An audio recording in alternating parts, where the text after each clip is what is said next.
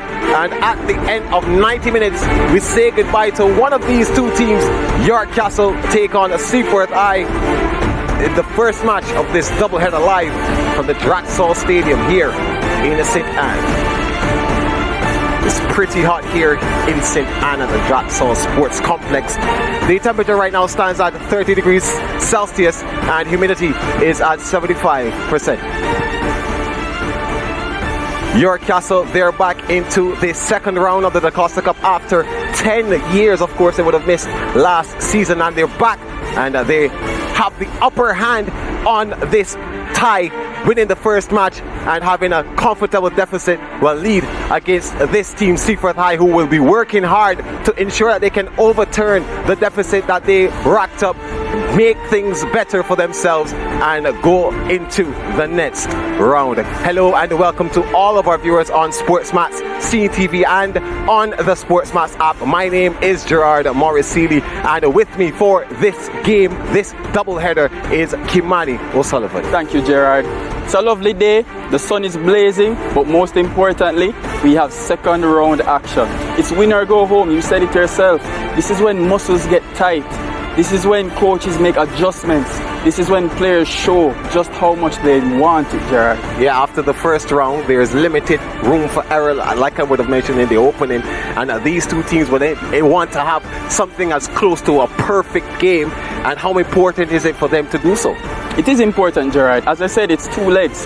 This is the second leg for these two games. So the players would definitely want to put their best foot forward, because if they don't, they're going home. Yeah, well, the first leg happened last week, Friday and Saturday, and we head now to our commentary team who has the roundup of the two of those games from the first leg. Let's see what they have in store for us. Yeah, thank you very much, Gerard. Let's start with Charlemont versus Manning's encounter. Of course, Manning's finalist last season, and they have been in fine fit this season as well. And they got the opening goal from Jamalik Porter, a team-leading 7th goal of the season for Porter. He's been really instrumental in that Manning setup, but it was a terrible mistake coming from the goalkeeper to give Manning's the advantage against Charlemont. Charlemont would get back into the game though, and own goal. Another goalkeeping error costing them that goal, and that was 1-1 celebrations for the Charlemont team, and they would go in front. Ball passed out, cut back inside to Kevin Wright, and the cross put away by Emery Cummings. Charlemont leading by 2-1 at that stage. Mannings would respond though. Akeem Scarlett with a powerful right-footed finish. Another error coming from the goalkeeper. A lot of those in this match. And then they would steal it close to the end. The Manning school, Javon Williams poking home from close range to make it 3-2. Manning's going into the second leg with a 1-goal advantage by no stretch of the imagination. Is it comfortable though? Let's now have a look at Dintil versus Brownstown. 4th minute, Tamish Richardson putting Dintil in front. Still in first half action from a different angle now. 14th minute, Giovanni Affleck making it 2-0 to the Dintil team. Very much in control of the match going into the halftime break. They held that 2-0 advantage. Dintil technical, and then they would make it 3-0. Giovanni Affleck again, easy put away for him. The big number 20 for Dintil technical, turning to his home support. Brownstown would get one back. That was in the 70th minute to make it 3-1, and they would have harbored hopes of a great comeback, but Dintil were not quite done yet. Giovanni Affleck wasn't quite done yet. He would get his hat-trick.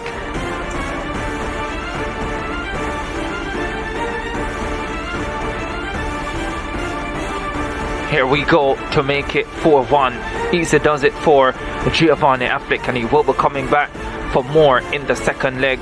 Later, of course, Dintle in action just after 3 o'clock Jamaica time, out of 4 o'clock in the rest of the Caribbean.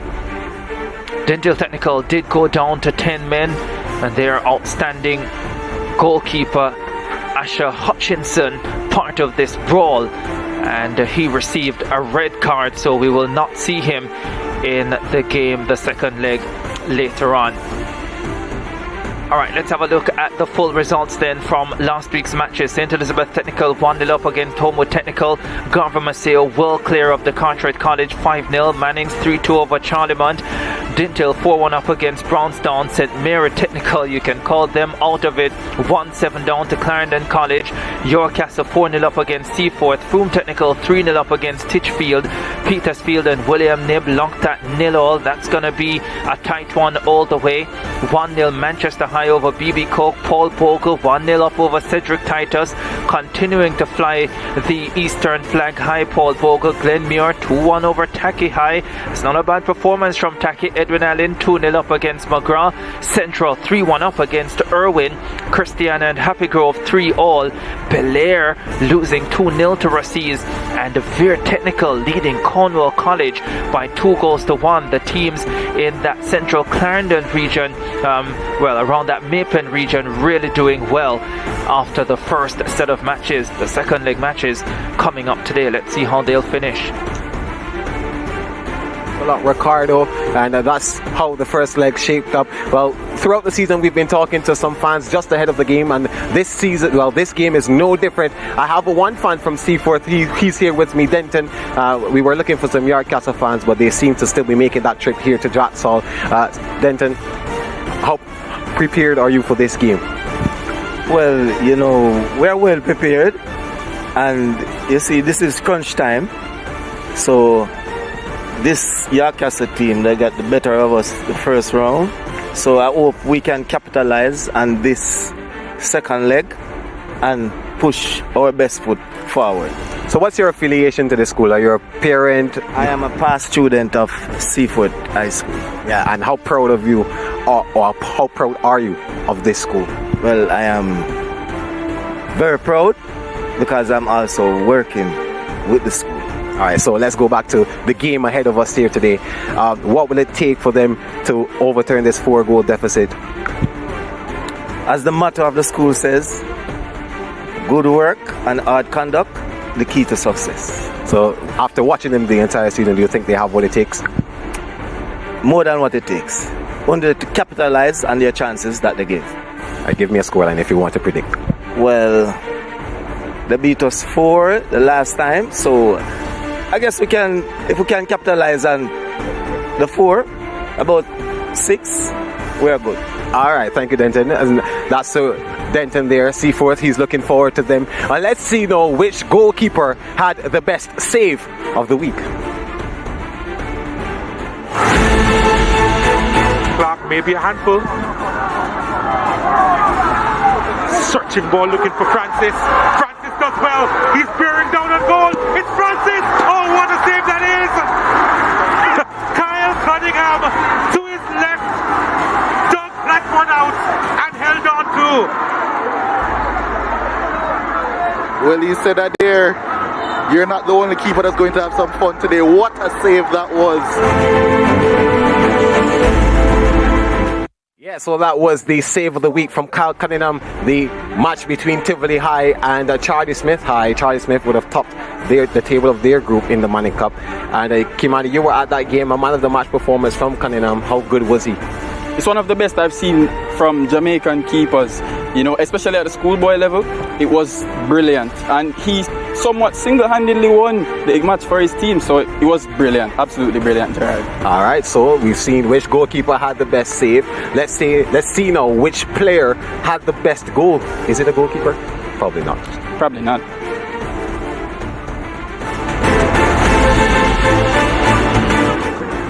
Went overseas to Spain on a trial at Real Sociedad. Great experience for him. Jackson! Oh my word! Beautifully done!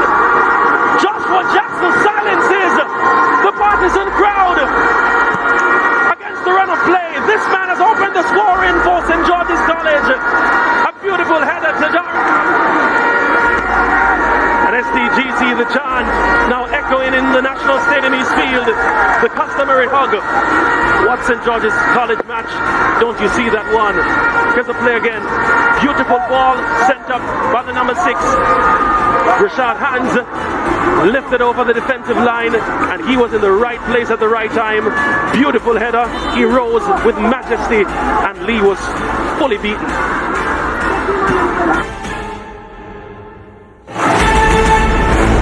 Yeah, so that was the goal of the week there. Kimani Joshua taking that one for St. George's College. A brilliant header, whipped into the box, and he was right on top of that. Good goal. Big player, big goal in a very important match, because Kingston College and St. George's, it's a heated rivalry. So that goal was indeed the goal of the week. Stay with us here. When we come back, we have more Manning Cup, DaCosta Cup second round action here on SportsMax.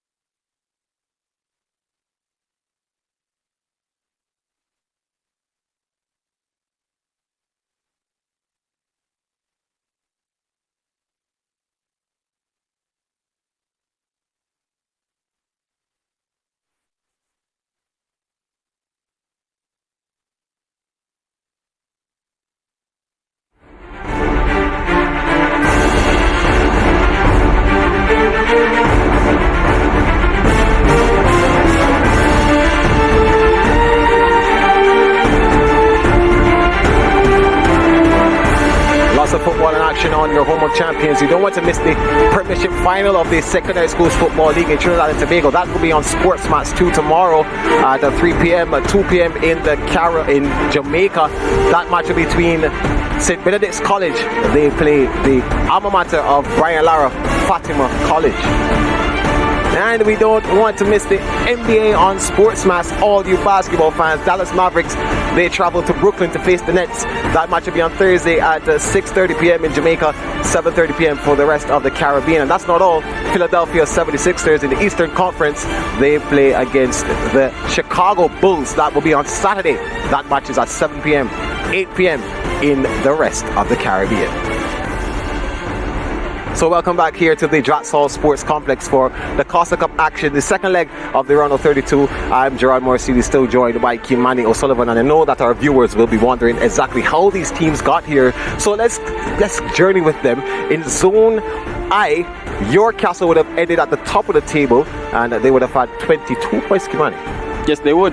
And you can't take it for granted when teams progress to another round. You know, it takes a lot of effort, a lot of time, a lot of dedication by the coaching staff. Yeah, the other school to come out of that group who will be playing here as well, Brownstown, they played the second game. They had 12 points with 3 wins, 3 draws, and 2 losses, and a goal difference of 2. So in Zone L, now Seaforth, they finished second, which was pretty much of a good thing for them. It was. And even qualifying in that second spot, you know, oftentimes you don't aim for that second spot, but you're complacent with it, you're fine with it, you know. So Seaforth will definitely look at the second game as an opportunity. Yeah, well, 6 fixtures will be on the cards here in the second leg on this Tuesday. Stets, they play homeward, of course. Stets have a lead against them, and they'll be hoping that they can close out tomorrow. Garvey Maceo, they played the Carteret College Mannings Charlie Mount. That game will be today as well. Brownstown Dintel, that's the second match of our doubleheader live on SportsMax. And the Clarendon College, they play at home to St. Mary Technical. That one is pretty much done and dusted.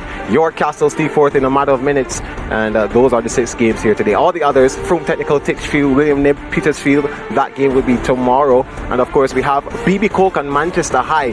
That clash is one we need to watch very closely. Only 1 goal separates them.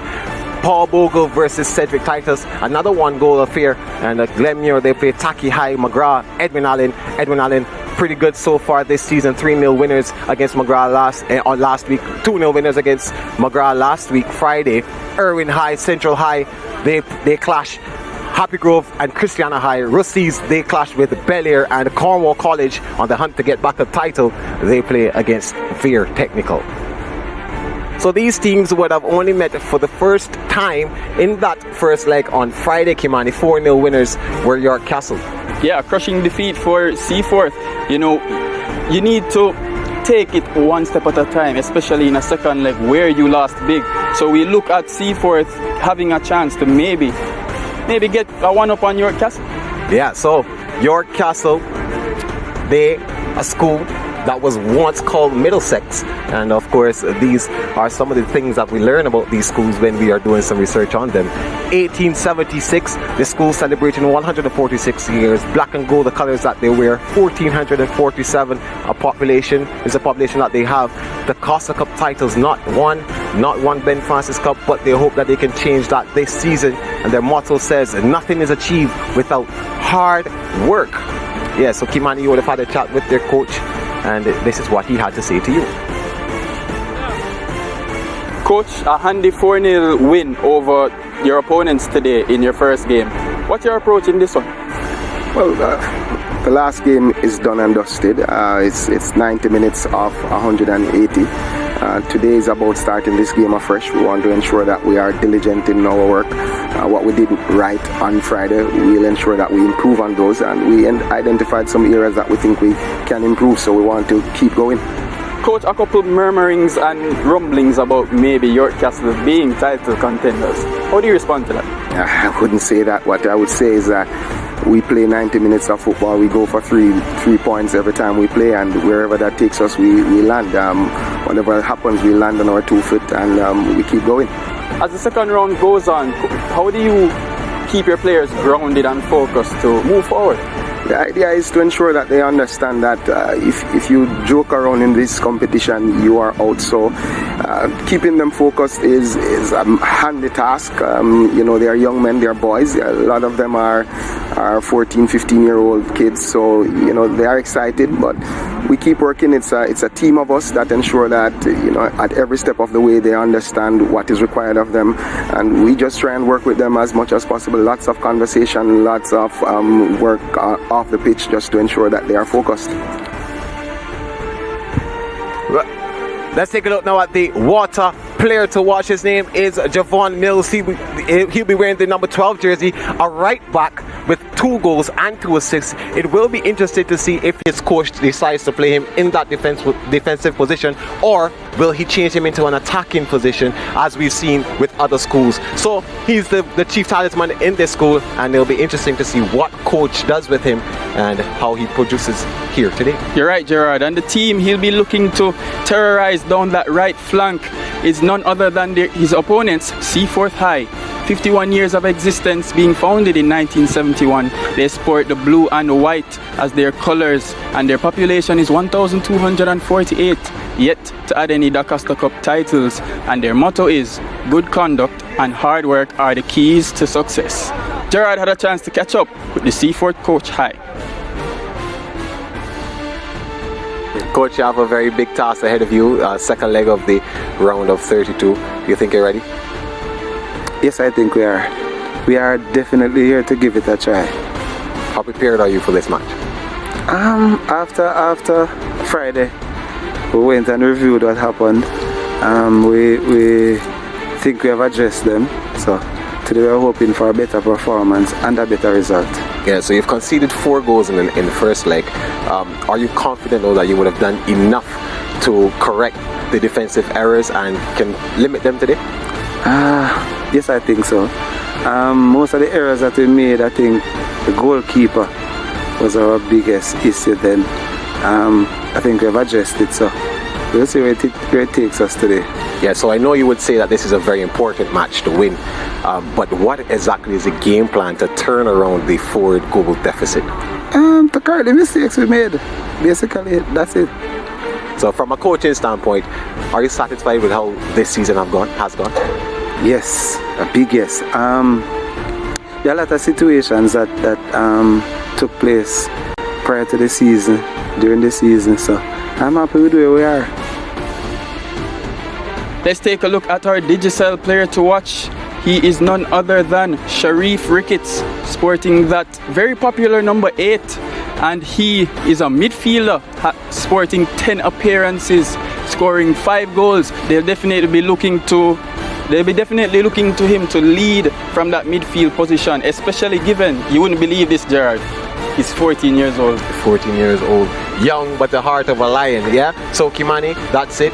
For our part of the day, well, the first match. You will see us later. But York Castle High, Seaforth High, that clash moments away from kickoff. We take a break, and when we come back, you'll be hearing from our commentary team of Ricardo Chambers. He's joined by LeJay Williams.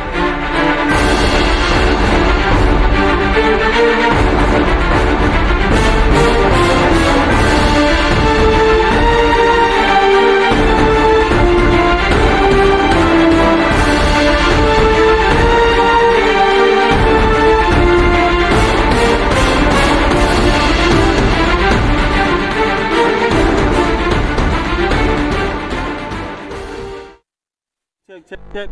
You hear me?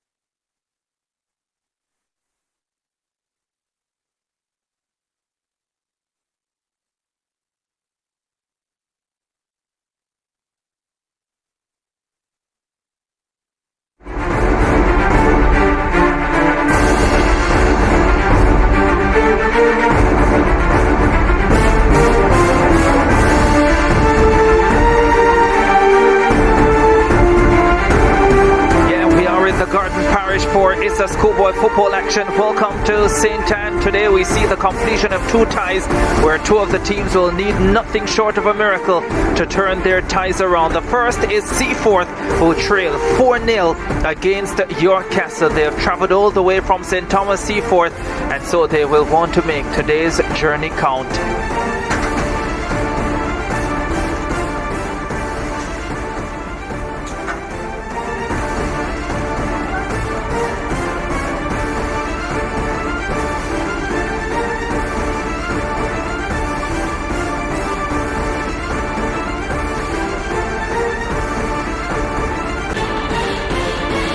Yeah, beautiful looking outfield here at Drexel as the teams get ready to make their way out. There's the York Castle outfit having a fine season, their best since 2012. It's the first time they have made it through to the second round of the DaCosta Cup since the 2012 campaign. And here they are once again, having Seaforth under serious pressure coming into this second leg. Seaforth in blue on the left, and then the York Castle team in gold and black as they make their way out to the center.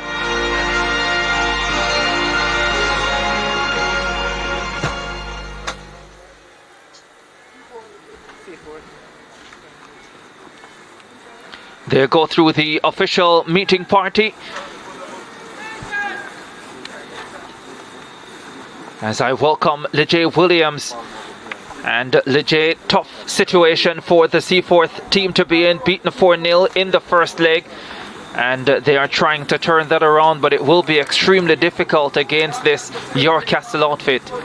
Yeah, York Castle are definitely looking to be one of the favourites this season in the DaCosta Cup. Seaforth, despite getting out of their group, you know, this was always going to be a tough tie for them. It proved to be so in the first leg. You know, they lost 4-0, you can say, on their home leg. York Castle are now in their home leg, and they'll be looking to not only cruise through, but they'll also be looking to consolidate and keep on pushing forward into the next round. Yeah, Paul Campbell will be the man in the middle.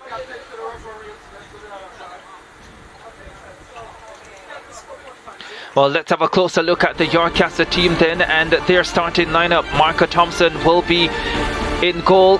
Raheem Grizzle, Ahir Dixon, Tariq Jones, Damani Miller, Kamar Knox, Rashad Powery, Javon Mills, Javon Harris, Travis Gordon, and Javante Clark. They're coached by Vanny Clark.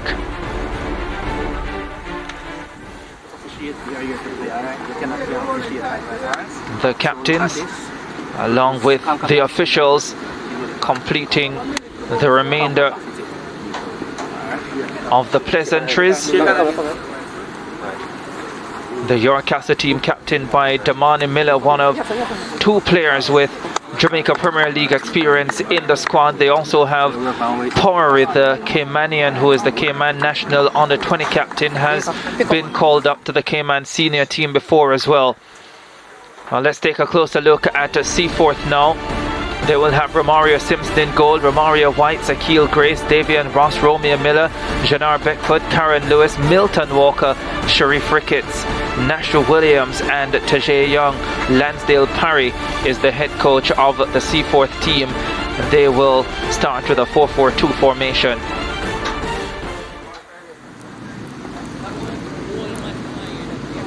So time to get some action here at Drexel in this first match of a doubleheader. Remember, this is the second leg in the second round of the DaCosta Cup, and York Castle lead by 4-0 from the opening leg. Let's see if Seaforth can find a way to turn this around. Yeah, if they're going to turn this around, they have to start really quickly. They can't want to be tentative. It is not a 1 or a 2 goal lead that they have to overcome. It's a 4-goal one, so they'll have to start quickly, get some goals on the board, start stringing some chances together. And York Castle will be looking to do more of the same.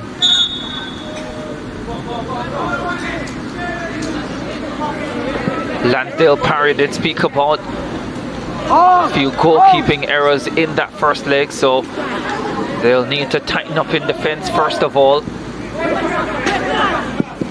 and put away their chances.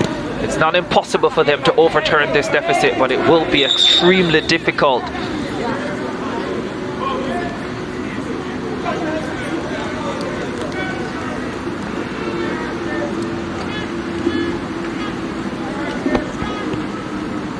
There's Vanny Clark, the York Castle head coach. A few of the players would have experience in the Mount Pleasant Academy himself as well, so they have a lot of young players, but they have a lot of quality, this York Castle unit. And now they have possession, but only momentarily.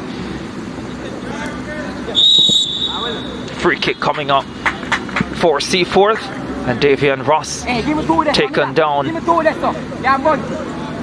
Immediately you can see that York Castle are trying to put their opponents under a lot of pressure whenever they lose the ball. It's a quick press, quick counter press as they call it. They're looking to really make sure that Seaforth don't have a lot of chances to string anything together. But in doing that, and that extra aggression has given Seaforth a foul, and Seaforth will be looking to take full advantage of this one and try to see if they can get a goal as early as possible. Karen Lewis with the free kick, went for goal, but high and also wide of the mark, but not a bad effort to start. At least trying to test Marco Thompson in the York Castle goal.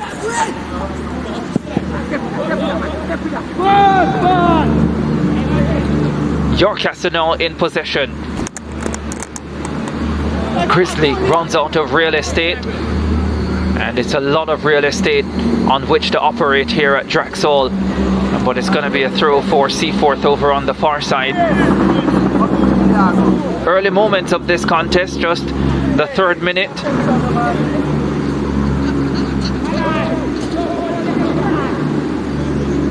And it's for Seaforth to try and make something happen. Ball played forward by Walker.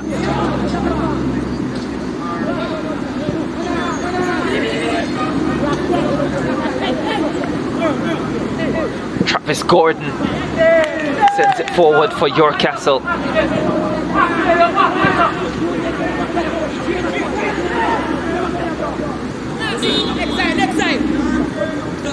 Ross heading forward for Seaforth. 2 inside the box waiting,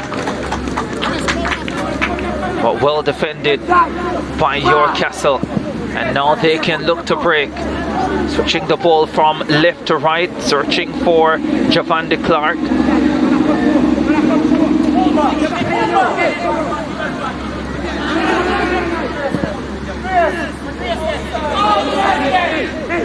Dixon.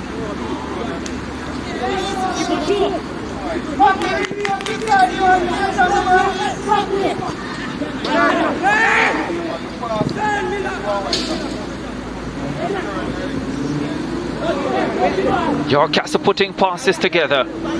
Javon Mills.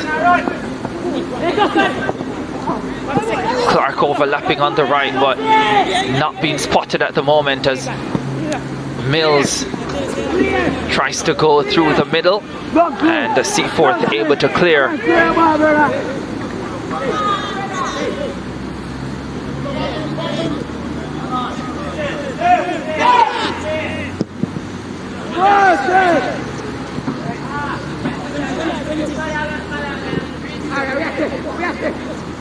Here's Clark again. And a good defending coming from Nasha Williams, the Seaforth captain. There's the Seaforth coach Lansdale Parry giving some strict instructions to his team, who have started the game relatively well. Here's a shot. It's over there by Tariq Jones, the left back for York Castle High. It's clear that the fullbacks for York Castle like to get forward, and that's evidenced by, Mills being constantly involved in the attack, already with a couple of goals, I should say, this season. Yeah, 3 goals specifically to his credit, actually playing in his first season of the DaCosta Cup, Javon Mills, but has Jamaica Premier League experience with Mount Pleasant, one of 2 players, Damani Miller, the other one. Yeah, and he started in some important games. In the quarterfinal, he started in both of the legs of that. So he has big game experience, and I'm sure the team will be drawing on that as Yorkcastle look to move further in the competition. And here he is about to clean up this chance.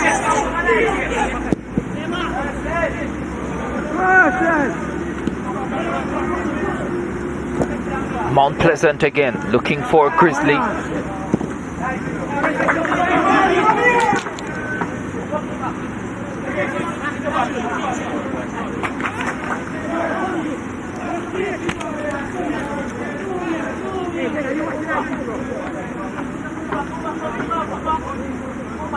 Seventh minute of the contest, Yorkcastle and the Seaforth locked at 0-0 in this second leg. Remember, Yorkcastle coming into this one leading by 4 goals to 0.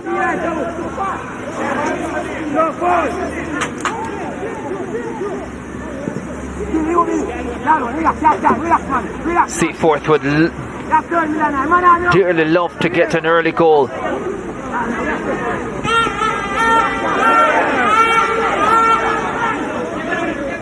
Zakil Grace, Javon Clark on the scene for Yorkcastle. Yeah, the talent doesn't stop only in the starting lineup for Yorkcastle. They have several very influential players on their bench as well. A very diverse coaching staff also.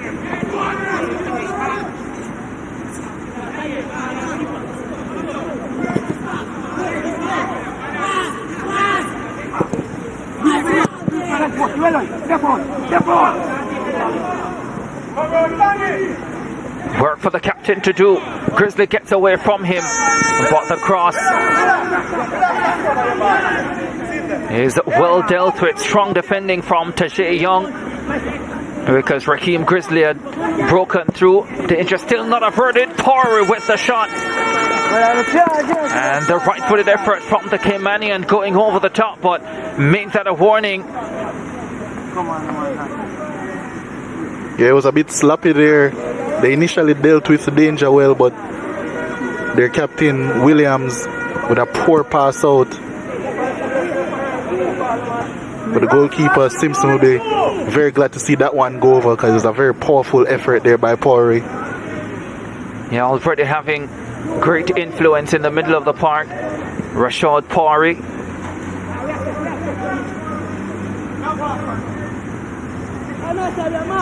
The first goal of the game will be very influential to how the rest of the game plays out, because of how the tie is set. If Yorkcastle gets it, it will immediately, it could lead to Seaforth, their heads dropping, and here they are on the attack. It's dealt with. But it could lead to Seaforth dropping their heads immediately, and that being 5-0, new game, but the tie will be definitely over at that point. But if Seaforth get it, then that could lead to a resurgence. Anything can happen at that point. So that's definitely what they'll be looking for. You can already see them leaving 2 players high. Most of the time they're 2 strikers. There's a cross by Yorkcastle. It's a good cross as well, and the left-footed effort from Javon Clark wide of the mark.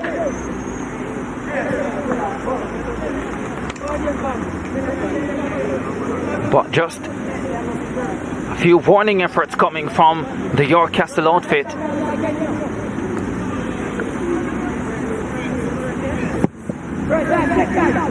Williams with the clearance for Seaforth. And now they have a free kick. Romeo Miles going down.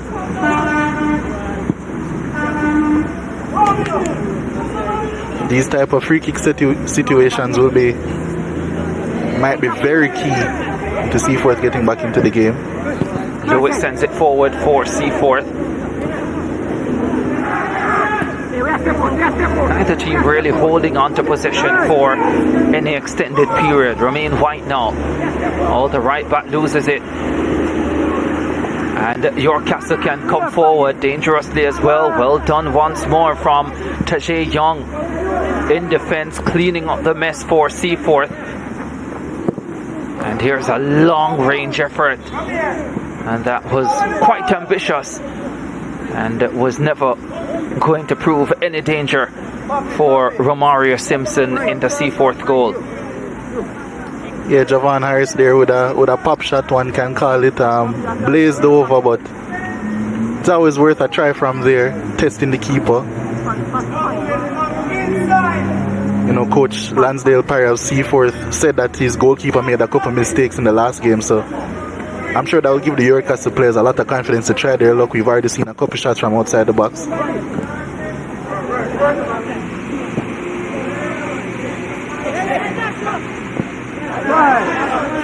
Grace.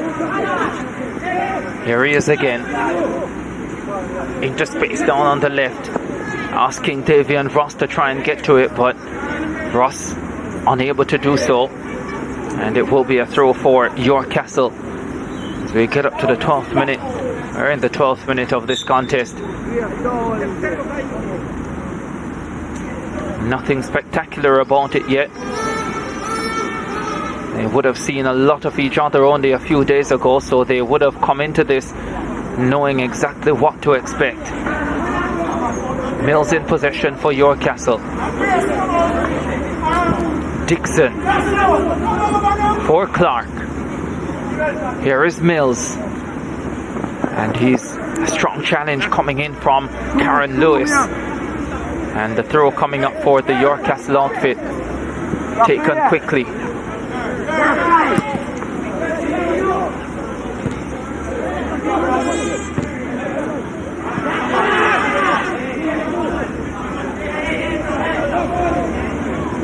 Strong tussle, and Mills overpowers this man, wins it. And now Javon Harris can go forward for Yorkcastle. Still Harris. And eventually comes under a challenge. And Yorkcastle will have to try and build again. Harris for Poiré.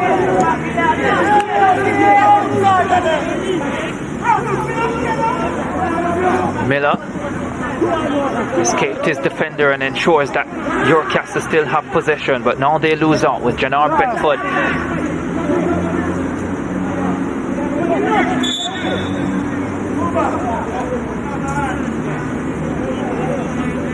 The Poiré down and holding on to, I think he might have got a hit in his eye.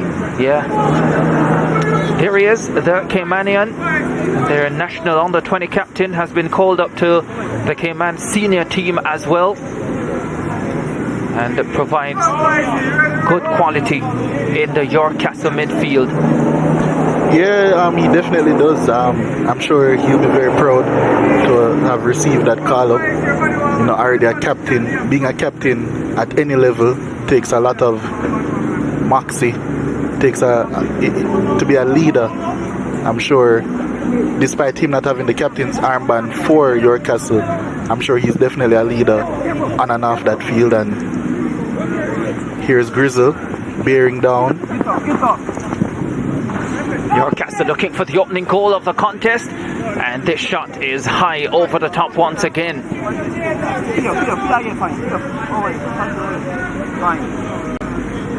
You can tell that Seaforth are a team that like to try and play out from the back and play short passes, but the passes haven't been quite as crisp as they would like so far, so they're struggling currently. A couple wayward ones have led to shots by Yorkcastle. Seaforth now trying to go forward over on the right. Walker.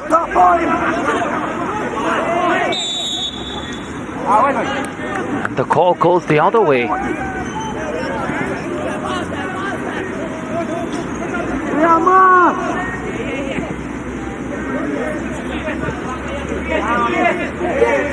Mosley now for Yorkcastle. Picks out Kamar Knox. Back heel. Not the final pass. Finds Sharif Ricketts. And Seaforth able to clear. Comes back to Javon Mills.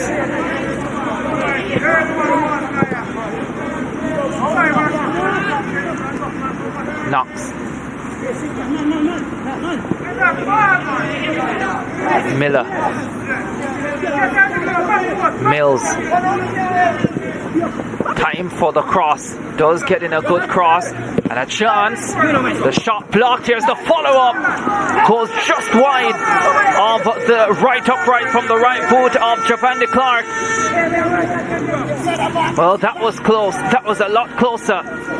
And Yorkcastle continuing to put pressure on this Seaforth defense. Yeah, that cross by Mills was a very enterprising one. It caused a lot of problems for the Seaforth defense, and they couldn't get it clear. And unfortunately for Javon Clark there, you couldn't steer it into that bottom corner, but you mentioned they're getting closer and closer to securing that opening goal.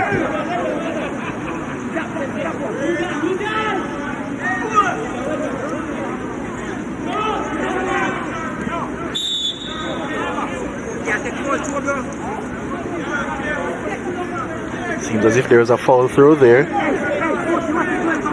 Yeah, Yorkcastle finding themselves in an unfamiliar position in the second round of the DaCosta Cup. The last time they got there was 2012. There's a stark turnaround from last season even, where in this season, in the group stages, they scored 22, conceded only 4 with 5 clean sheets in 8 games. When you compare that to the last time they were in the competition, they only got 1 win, had 5 losses, conceded 18. So it's a very stark turnaround for them. Maybe certain things have breathed life into their program, and they'll be looking to sustain and maintain that and push for titles for years to come. Yeah, for sure. Ross.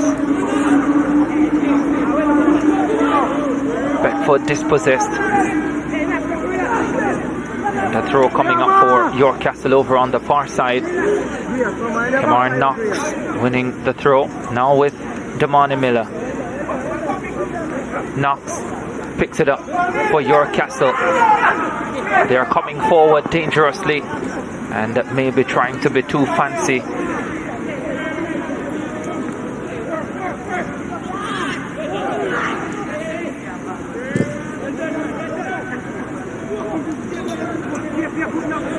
Seaforth is trying to put together a few attacks over on that right side. None of them with any great degree of success so far.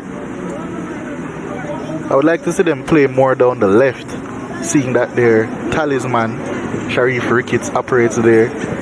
He's had a few good touches so far. Knocks in possession for Yorkcastle. Oh, skips around 1, 2, heads forward. This could be dangerous. Flag is up for offside on the second consecutive play. And once again, it was Grizzly.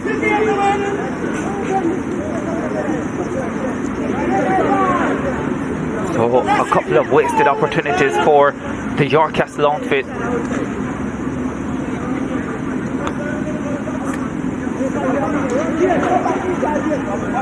20th minute, still no goals in this second leg.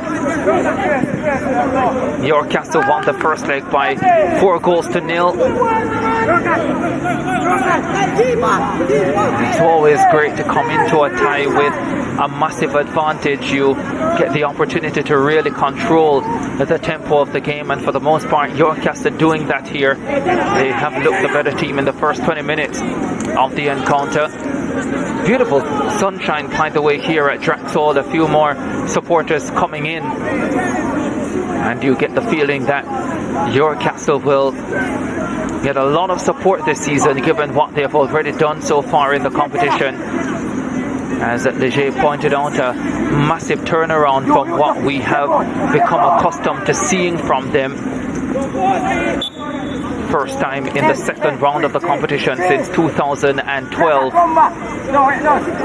And across many sports, you don't really hear the name York Castle often.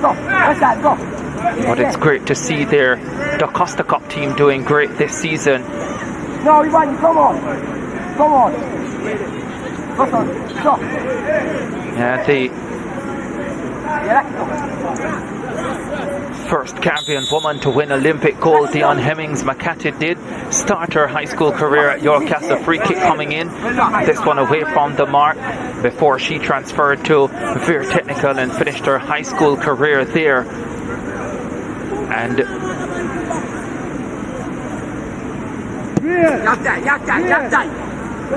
she, part of their great legacy, has tried to do some work with York Castle, Dion Hemmings-McCarthy, and I guess in this entire region, that as far as track and field is concerned.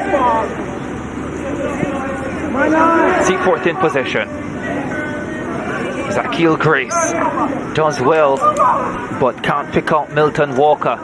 And now Knox picks it up for York Castle.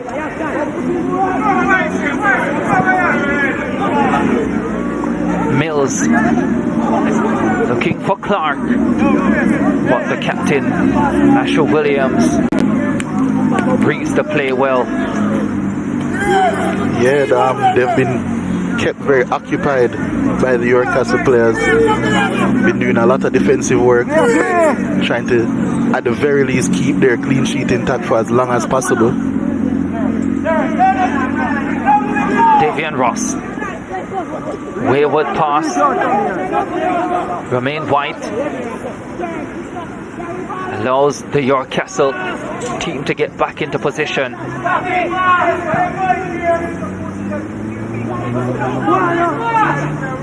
York Castle with 54% of the possession, and it's Seaforth trying to head forward over on that far side, and they'll have a throw.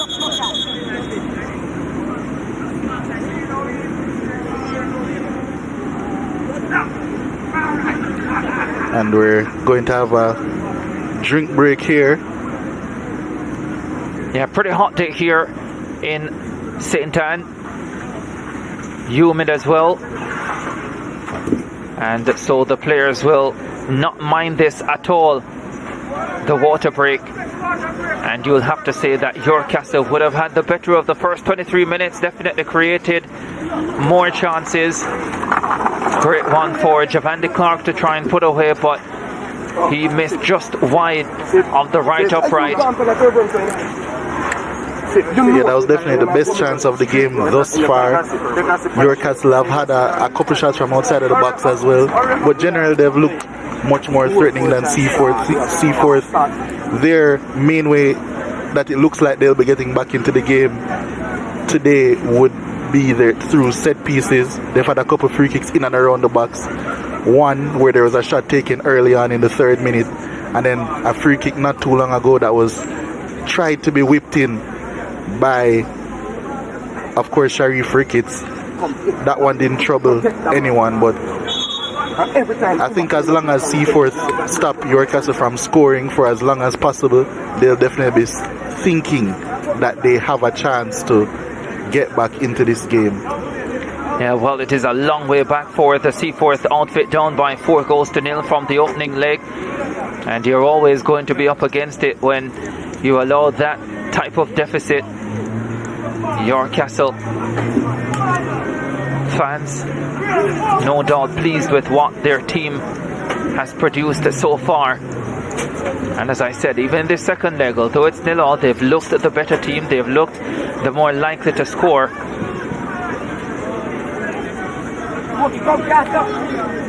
And they will want to keep their clean sheet. They know once they do that, they're through to the round of 16. And then they'll try to make the quarterfinals of this competition, which would be a massive achievement for them. Cross coming in, and for the first time, a little bit of work for Marker Thompson in goal to do. And he looks pretty competent in doing it as well. Now he fires the ball downfield. Grizzle and Javon Clark both up front, but it's well handled by Tajay Young in defense for the Seaforth team. Young and Williams, the centre backs for Seaforth, have done a good job so far.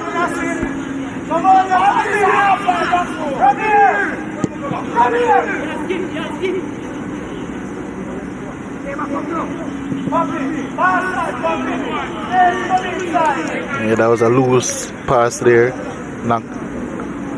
Yorkcastle trying to play out from the back. They seem well practiced in that, actually, but not a couple loose passes, maybe a tad bit of complacency. But here they are in the attack. Yeah, ball cut inside by Harris. But once again, Williams on the play. Switches it left side for Sheriff Ricketts. 5 goals this season, Ricketts, but he can't get around Mills. And Mills sends it forward for Clark. Clark in a little bit of space.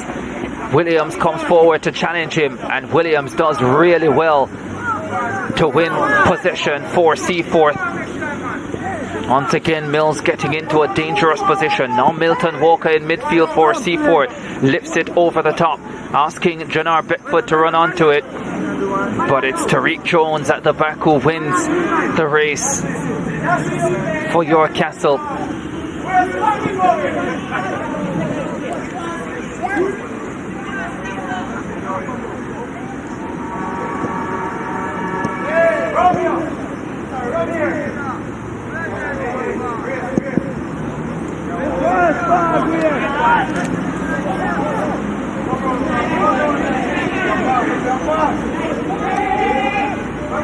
Grace. Zakil Grace. Knocks now for Yorkcastle. This is a lovely ball that picks out Grizzlies. First touch let him down, and the goalkeeper was able to get there first. Romario Simpson. Fantastic opportunity that for Rakeem Grizzle. But it was the first touch that took the ball further away from him than he would have wanted, and Romario Simpson was able to gather for Seaforth. Yeah, that first touch is really what gave the goalkeeper a chance, gave Simpson a chance to even get there, because he was stuck to that. And here's Seaforth with the same press. It's a very forefront press.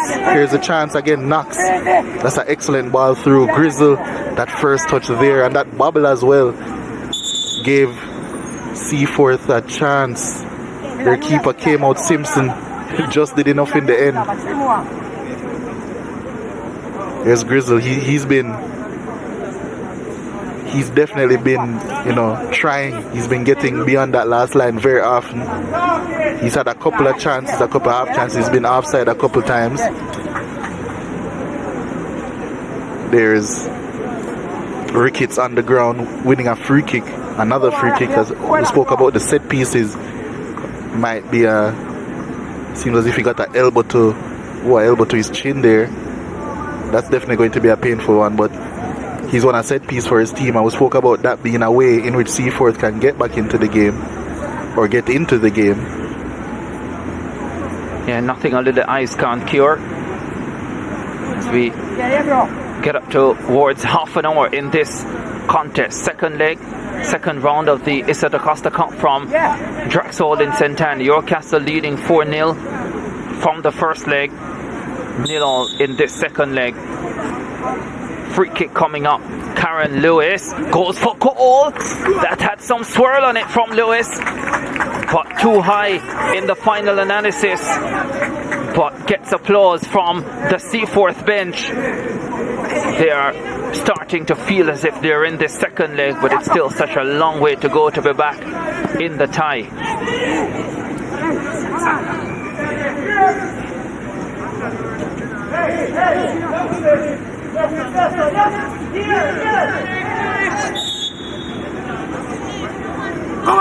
And the corner kick coming up for the Seaforth team is the first corner kick of the contest. Yeah, their pressure has been relentless. They really backed Yorkcastle into a corner there and got a corner out of it. Hey, what you say?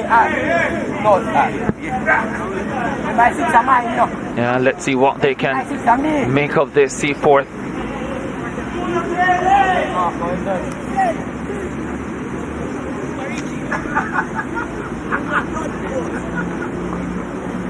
Karen Lewis seems to have a powerful strike on him, especially from dead ball situations.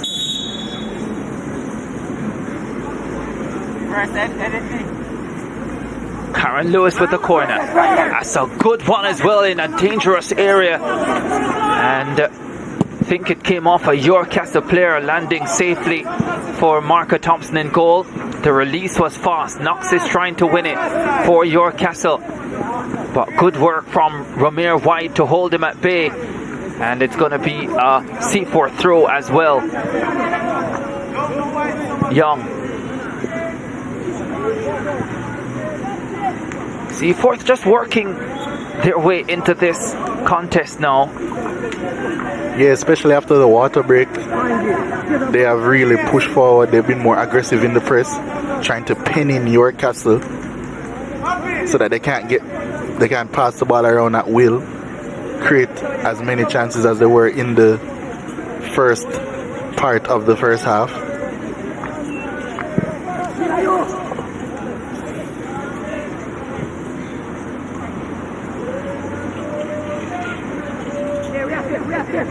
Grizzle.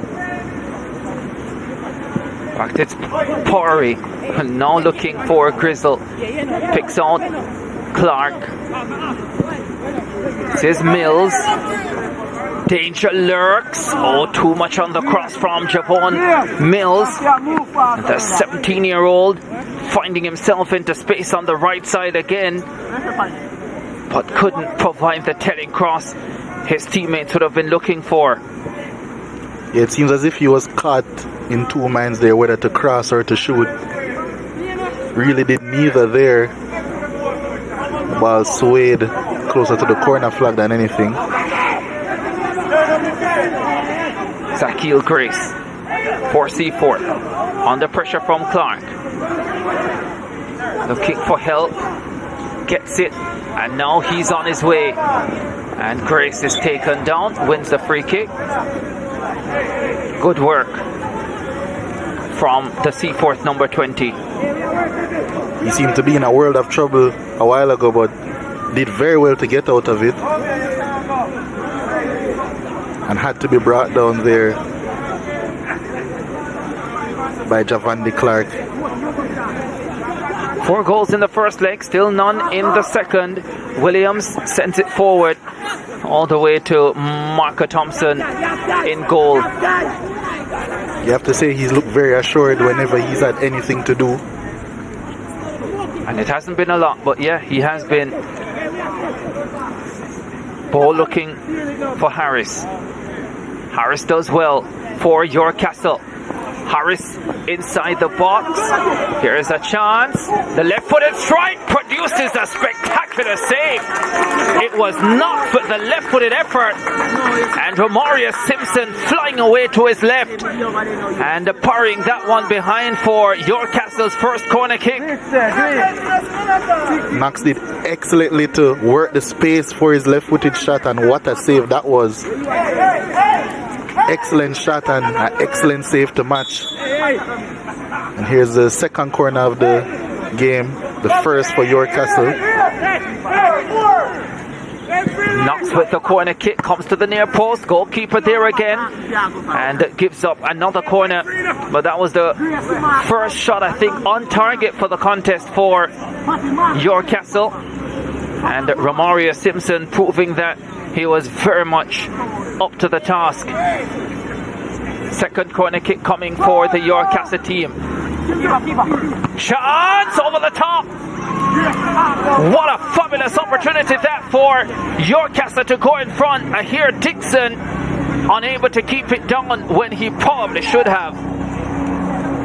Yeah, that was a good flick on there by the corner. Good corner swung in by Knox. There at the back post, it grazed the top of the crossbar there. Unfortunate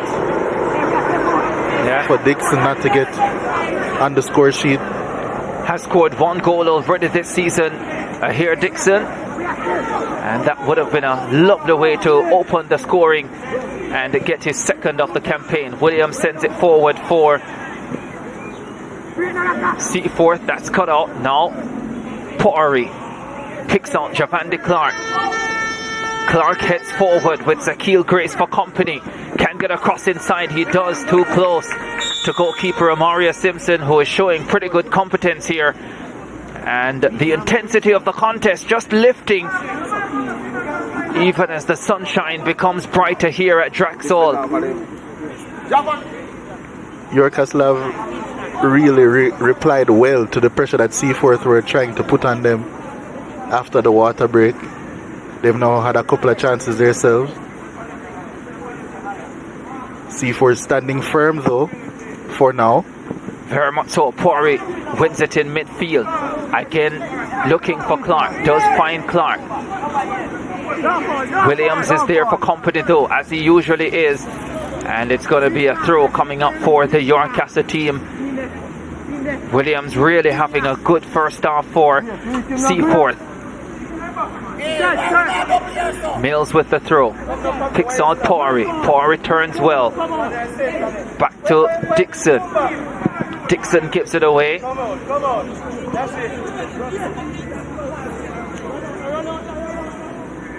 Safe to say Marco Thompson likes to be involved. Yeah, nice little tempo to the game now. And that we were probably missing for the first 15 to 20 minutes. Knox picks it up in midfield for Yorkcastle. His turn and first touch almost let him down, but he does well enough for his team to maintain possession. Ball lifted over the top diagonally. Picks out Mills. Mills with a wonderful cross! And they're in front!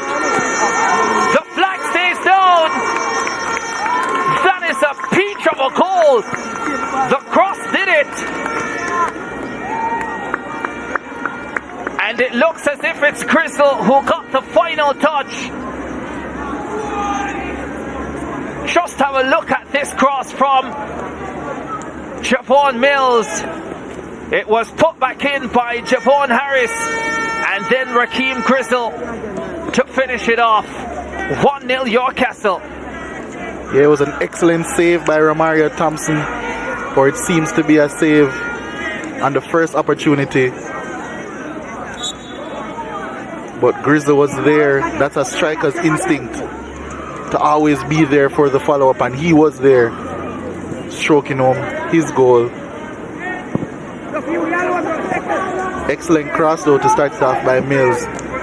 That's his Premier League quality showing there. And just like that, Yorkcastle are 1-0 up, 5-0 up on aggregate. It will require a miracle for Seaforth now. And I think for them, they just need to focus on what is in front of them, and that's today's match, as another corner kick is coming up. Williams in the way. Again, nothing he could have done about that goal. But high quality cross coming from Javon Mills, the Yorkcastle right back. Has played for Mount Pleasant in the Jamaica Premier League. And you're right, his high level quality coming to the fore on that occasion. Corner kick coming up, the third one of the contest for Yorkcastle. Knocks this one high to the back post, and that's headed off for 2-0. Yorkcastle all over Seaforth at the moment. Goalkeeper could do nothing about that. And in the space of less than 2 minutes, they are too clear. I hear Dixon had an early opportunity. That was practice. This one was perfection. And you speak about excellent crosses. That was another brilliant corner there by Kemar Knox. And I hear Dixon, he hit the crossbar earlier. This one was definitely not going to, he was definitely not going to miss out on this one. Getting his second goal for the season. And Yorkcastle getting their second goal of the game, their sixth of the tie overall. And the Seaforth resistance will surely be broken now. And Yorkcastle will have their tails up. They'll be looking to get a third before the end of the first half. Javon Clark in possession for them. Mills looking back for Clark. Well won for Seaforth. And now Davian Ross is fouled. A centre forward who hasn't seen many in front of goal this afternoon. He hasn't seen many in front of goal for the last 5 or 6 days. 6-0 on aggregate for Yorkcastle. This tie well and truly buried now.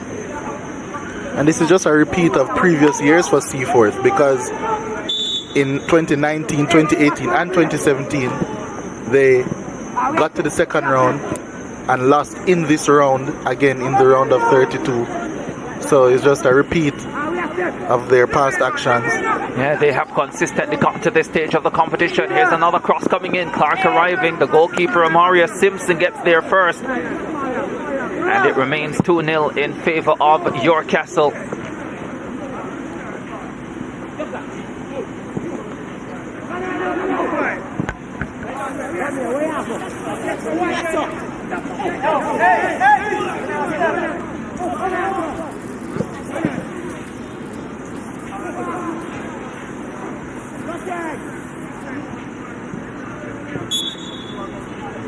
Seaforth would have come out of Zone L in this year's competition.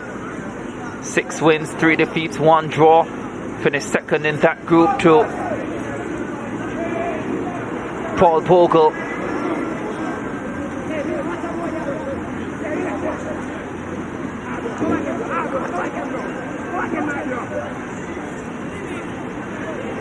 Scored 31 goals in that opening round, conceded 10. And as Leger pointed out, they've consistently gotten to the second round of the DaCosta Cup. 7 times since 2011 have they gotten to the second round of the DaCosta Cup. 2012, 2015, 2016, 2017, 18, 19 and 22. Remember, there was no competition in 2020. And their best performance, a quarter-final finish in 2015.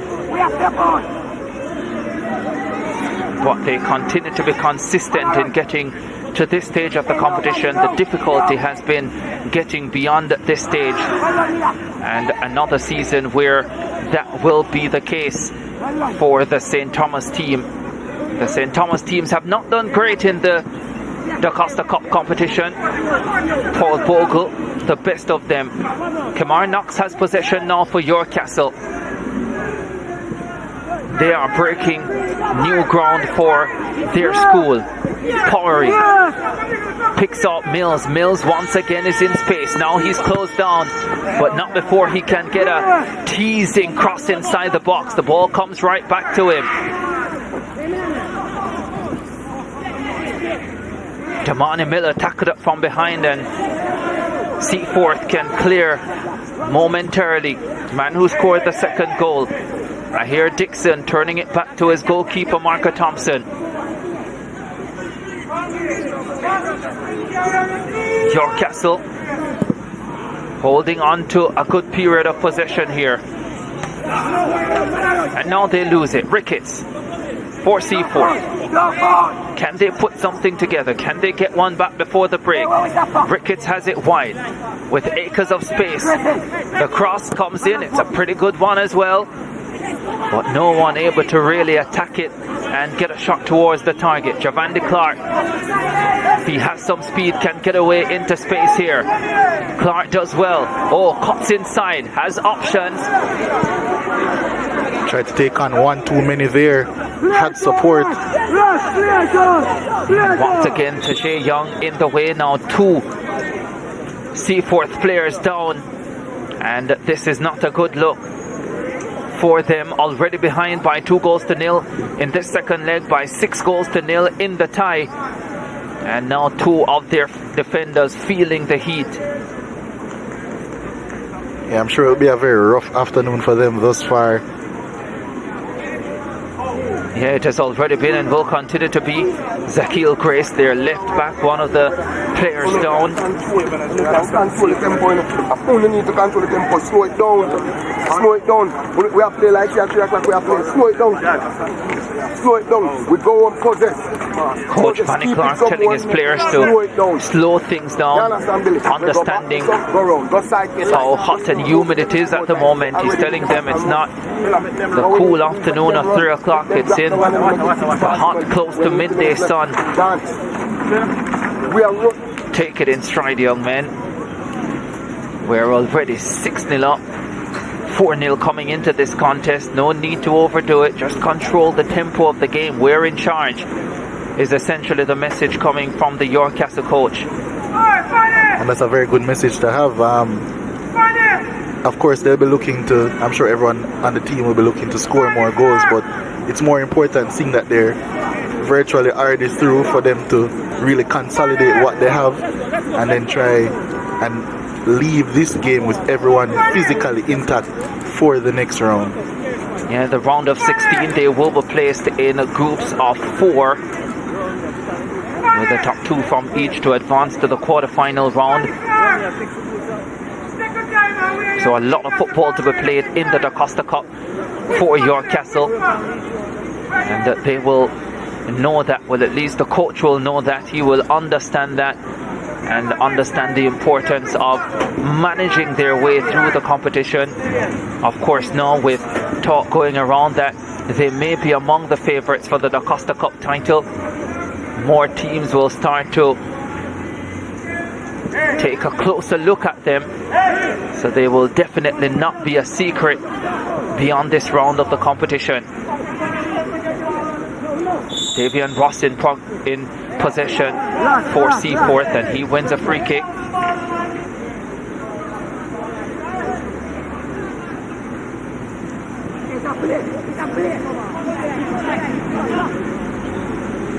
Williams. That's the end of the first half. For a lot of it, it looked as if we might not get a goal, but the brilliance of Javon Mills created the opening goal. Raheem Grizzly put it away for 1-0, and then Ahir Dixon made it 2-0 with his header. And with that, York Castle tuning up 6-0 on aggregate. Job done in the first half of this second leg at Draxall. Vanny Clark walks away with his boys, no doubt pleased with how they have executed in the first half of this contest. And Seaforth, it's gonna be a long second half and an even longer drive back to St. Thomas. Half time in the second leg of this DaCosta Cup second round encounter at Draxall. York Castle leading Seaforth by 2-0.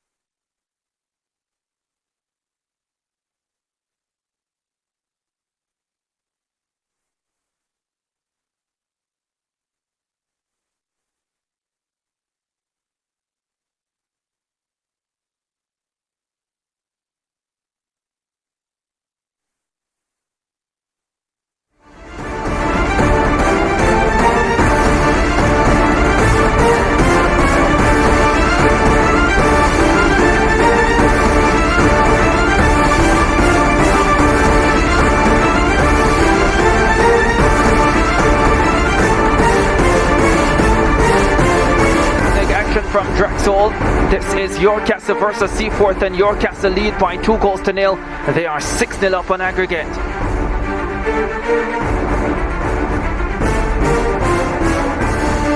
Let's have a look at the first half highlights then, and most of the highlights in favor of the Yorkcastle team, putting the Seaforth defense under pressure early. This left-footed shot from Kemar Knox over the top, that was an early warning. Mills was being given a lot of space over on the right side, and he was creating havoc. The right-footed shot from Javon Clark on that occasion, though just wide of the mark, but they were getting closer and closer, Yorkcastle, midway that first half. Lovely ball play through here for Grizzle. His first touch, taking the ball too close to goalkeeper Amario Simpson, and Simpson able to clean up for Seaforth. Seaforth had a period where they put on some pressure on the Yorkcastle team, but it was Yorkcastle who turned it around after that. This produced a fabulous save from Romario Simpson. Kemar Knox with a shot, then the corner kick headed on, and here Dixon with a header over the top. Should have done better with that. Then the first goal coming in the 38th minute. Javon Mills picking the ball up on the right side. A delightful cross coming in, played in towards goal by Javon Harris. Brilliantly saved by Simpson, and then poked home by Ahir Dixon for 1-0. Yeah, Grizzle there with a very good striker's instinct to get that goal. It was a good save, but he couldn't keep out everything there, and I'm sure Vanny Clark was happy to get the lead there. Yeah, and then just about 2 minutes later, corner kick coming in from Knox. Yeah, the first one was practice, that one was perfection. Ahir Dixon says you can't give me that twice in the same position, and this time he buried it for 2-0. And so that's the way we go to halftime. Let's have a look at the statistics then.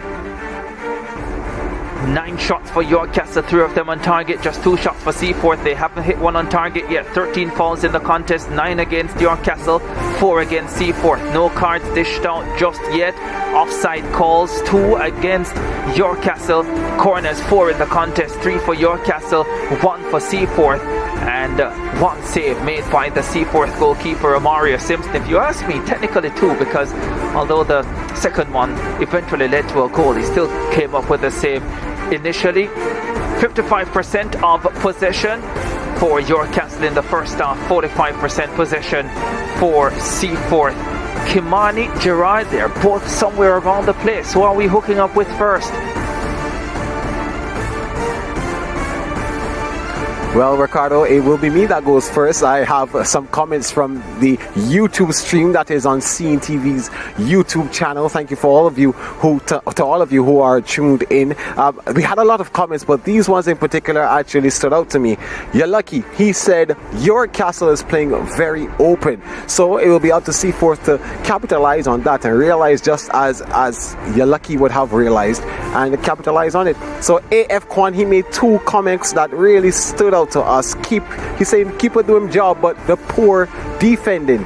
And then he said goodbye Seaforth. That was after the first goal was scored in favor of Yorkcastle. And Jam Love said one again, man them, and he's talking to Yorkcastle, a very big Yorkcastle fan.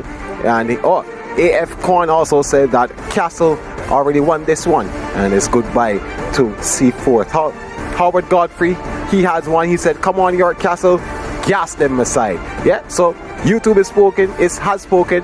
Yorkcastle, they're in large and in charge.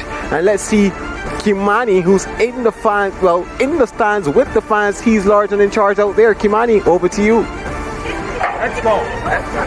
Thank you, Gerard. I am here with Yorkcastle fans. I am in the midst of them, and I will be speaking. Definitely they are feeling excited about being up 2-0. Speak to me about the game thus far. How confident are you that your team might even score more goals? Yeah, I am very confident. We already scored 2, possibly 2 more in the second half. Yeah, confident. Tell me about what it means to go to Yorkcastle and what school pride is at that school. It is absolutely a privilege. Yes. We are very exciting and we feel at home. Every teacher treats us well and the school itself is just amazing. Right. And I see here that they have printed a school cheer. I don't know if you guys want to perform that for us right now. You think? All right, so the choir is ready? Yeah. All right, go ahead, take it away. Let's go. Your kiss. Your kiss. Your kiss and bold, black and gold. Who are we? Can't you see we are your kiss? Your kiss. Dedicated, disciplined, determined, producing, promoting, protecting. We are your kiss. All right, you heard it here from the Yorkists themselves. When we come back, we have more second half action here on SportsMax.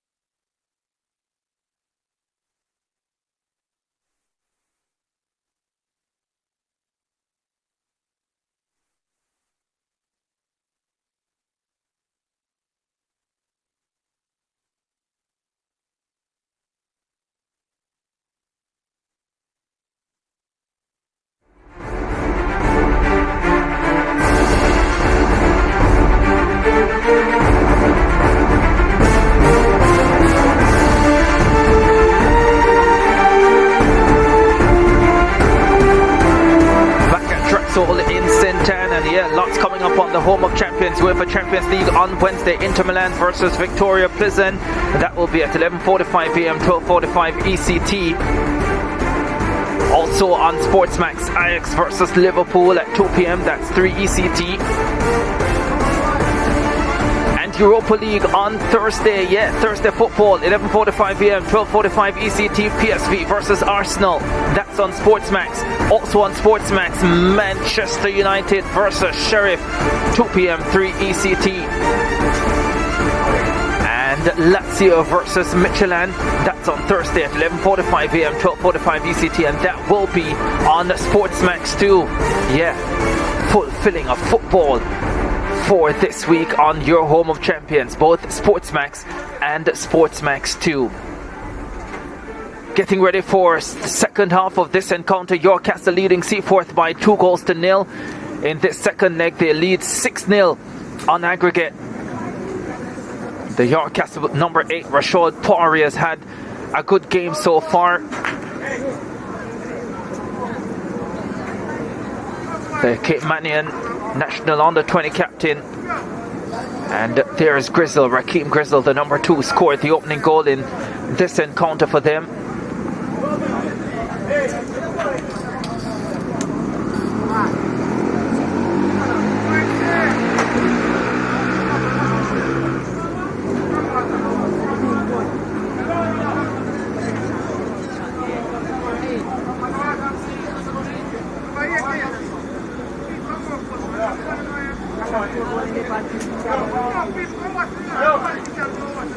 Seaforth forced to make at least one change. We'll give you confirmation in a short while. And in fact, they will be making a couple of changes at the start of this second half. Seaforth, Yorkcastle look poised to make a change as well.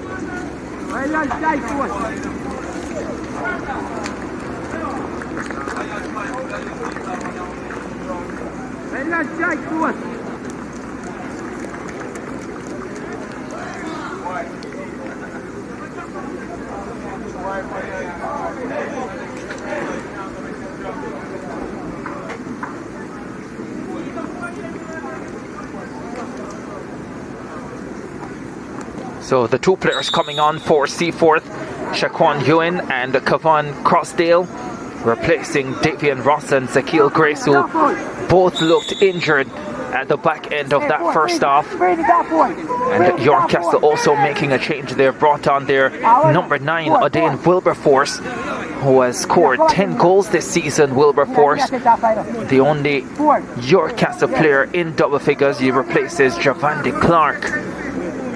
And right away to start the second half, it will be a free kick for Seaforth. Sharif Ricketts standing behind it, their number 8, 5 goals to his credit this season. He would dearly love to make it 6. This is just like how they started the first half. Will this be a better effort? Ricketts steps forward and didn't go for power, was looking more for placement, but right into the wall. Wilberforce picks it up for Yorkcastle. Chips it forward down the right side. His pass is cut off, but he gets it right back. Now has another opportunity. Poirier in midfield picks out Harris, and they're on their way forward. And Wilberforce runs into traffic, lose possession. The Caymanian Poirier picks it up now, and they maintain possession. Knox! Oh, that produces save spectacular.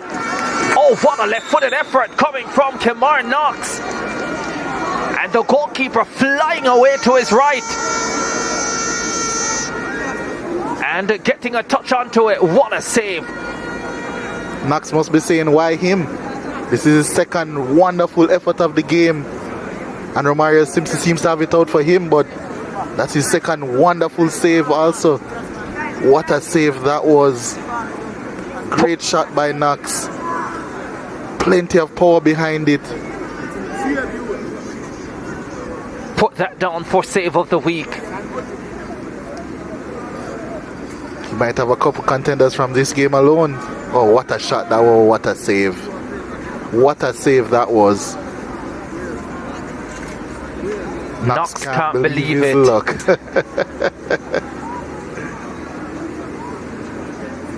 And it's left him floored after that spectacular effort in goal. Nothing he could do about the two that went in. But he's been brilliant this afternoon.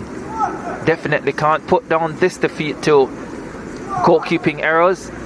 Yeah, the coach mentioned that, you know, it was a couple goalkeeping errors that led to 2 of the goals in the first leg. He's definitely gone a long way to, you know, clear his name of any allegations in this one. He's had a very good performance thus far. He'll be hoping to continue. Try see if he can make a couple more of those brilliant saves. Of course. Well, let's have a look back at the goals in this encounter. The first one coming in the 38th minute. Javon Mills picking the ball up on the right with a delightful cross in. The shot from Javon Harris saved by Romaria Simpson, with Rakeem Grizzle on the scene to poke home for 1-0. Coach Vanny Clark quite pleased. The second one coming from a corner. Kamar Knox beautifully picking out Ahir Dixon, and Dixon's header finding the target for 2-0. And now here's another corner. Powery goes to the near post. The goalkeeper pushes it behind for another corner kick for York Castle.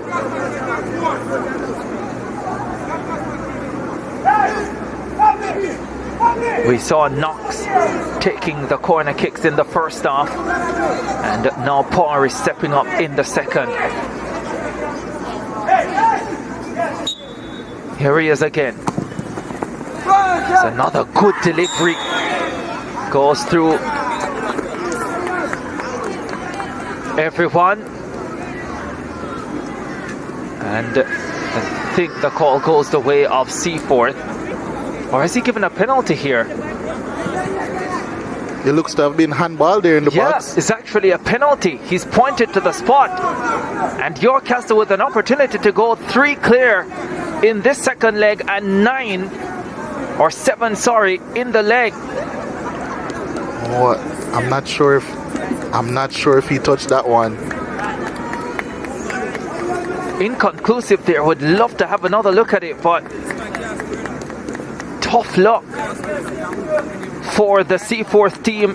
And now Damani Miller stands behind this one, and once again Romaria Simpson will be put to the test. What can he do for his team? 3-0 loading for York Castle. Damani Miller stands behind it. Miller steps up, Miller scores, and York Castle 3 clear in the second leg of this second round of DaCosta Cup tie. Damani Miller gets on the score sheet, and the York Castle fans have a lot to celebrate here. Pretty inventive celebration there as well. Going to sit on the bench and have a clap. Clapped himself for that penalty. It was a well converted penalty into the corner. Nothing the keeper Romario Simpson could do about that one. Seaforth must feel very hard done by to even concede that penalty. But the second half starting just how the first one ended, with York Castle scoring. And everything from here for Seaforth will be damage limitation. There's no way back in this tie for them, that's for sure. 7-0 down, and even the most optimistic of Seaforth fans would know they would just want the remaining 40 minutes to go away quite quickly. Yeah, I'm sure they would end the game right here if they could, but there is football still left to be played. Plenty of it also. Another Seaforth player down as well. Remember, they had 2 down in the closing stages of the first half. Had to make those substitutions at the start of the second. And remember, it's a really hot and humid day here in St. Anne, Jamaica.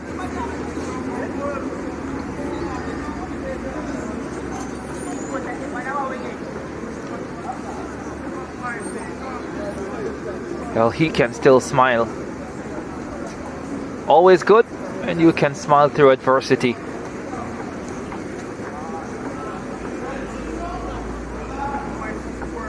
But already a couple of stoppages in this second half. It's Karen Lewis who is down for Seaforth, their number 11. And finally back to his feet.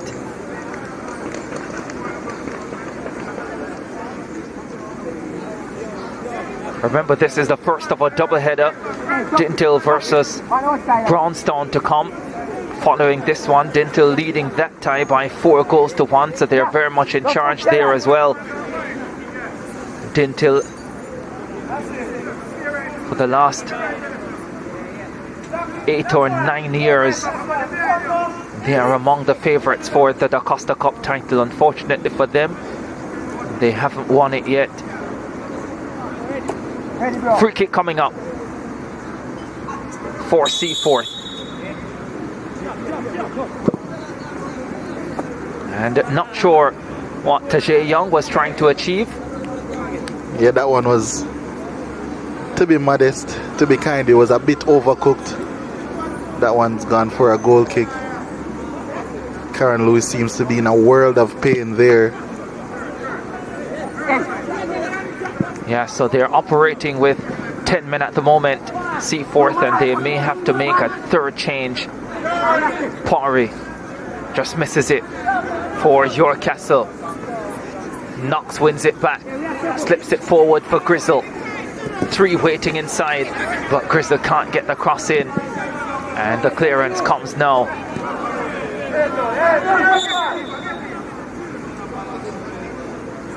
And there's another Seaforth player down. Tough. Looks like Ramir White. And a lot of these players going down, it's been off the ball. Yeah, it's clear that Yorkcastle are the team that's in better shape physically. A lot of their challenges are really putting these Seaforth players to the test physically. A lot of them going down injured.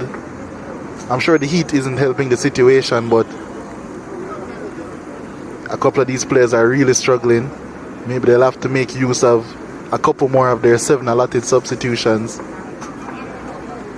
Real difficult afternoon for the Seaforth team.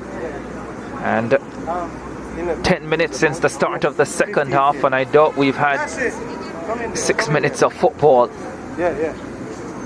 The third stoppage in this second half alone. Seaforth keeper going down injured, Karen Lewis, and now Ramir White going down injured. 3 Seaforth players going down so far in this second half, and they had 2 going down at the back end of the first half, both substituted to start the second, Davian Ross and Zakil Grace. And now Seaforth get ready to make another substitution. Kean's son Natel Lewin will be making his way onto the park shortly. That's a mouthful, yes. Here's a lovely ball played through. Too much weight on it in the final analysis. Marka Thompson, comfortable. Love the ball played forward here. Grizzle gets in behind the defender. Chance to make it 4-0. Opened his body up. Opened it up too much. And it was wide of the mark.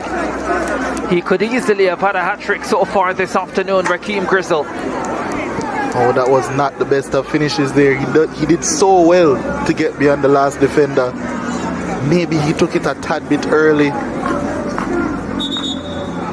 Comfortably got himself around Tajay Young, who has had a good game at centre-back. And it's Karen Lewis who is now being replaced by Kean's son Natel Lewin. What a mouthful of a name. And seeing that he's moving into the centre of defence, it seems like we might be calling his name a lot this afternoon due to how Yorkcastle are attacking.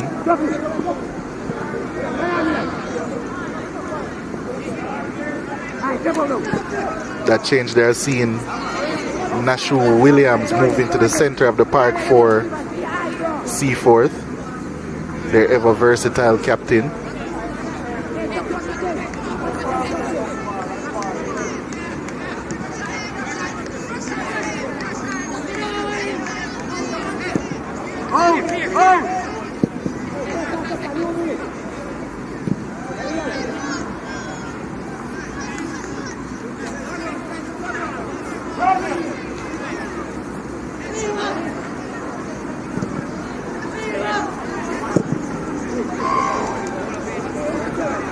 in the Manning Cup competition for corporate area teams, generally the teams do not have to travel very far to play their matches, but in the DaCosta Cup the journeys can be quite long in the Jamaican context, of course.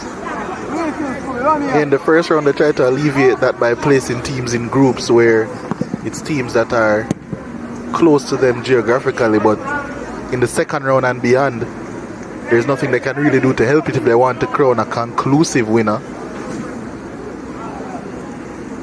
But teams such as Seaforth who have to come here to Draxall in St. Ann. But to be fair, Yorkcastle had to make the trek, the first leg. But at least it was a happy one, to and from. Had 4 goals to celebrate, and they went to Seaforth, and they have 3 here at home. I'm sure the journeys are always more enjoyable when you're winning. That's a fact.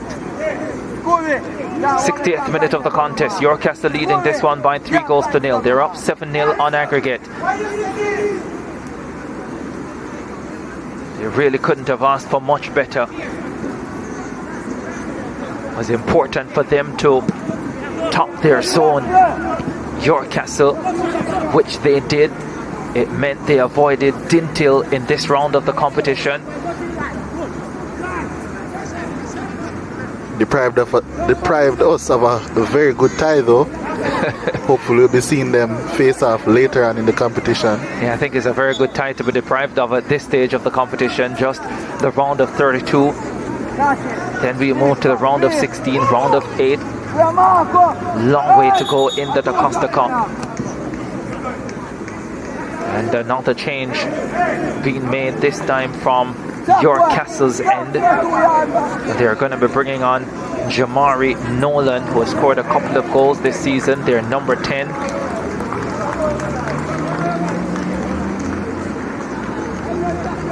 And that's the end of the game for Rakeem Grizzle. Could have had a hat-trick as you mentioned, but he's leaving the field with 1 today.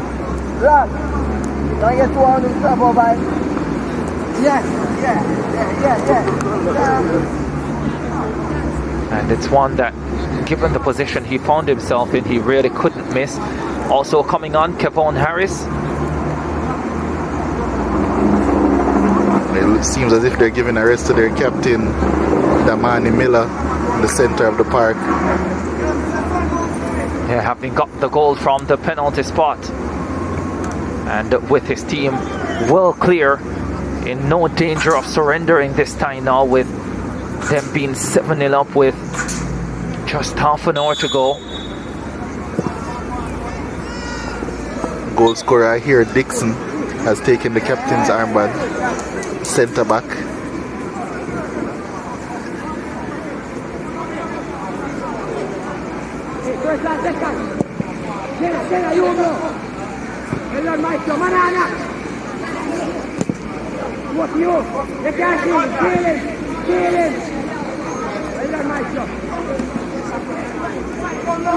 The 62nd minute of this contest. Jones. Gordon back to his keeper. Yorkcastle holding on to possession. Coach Vanny Clark did speak about the importance of managing the game, dictating the tempo, understanding that they're the ones in charge, no need to rush.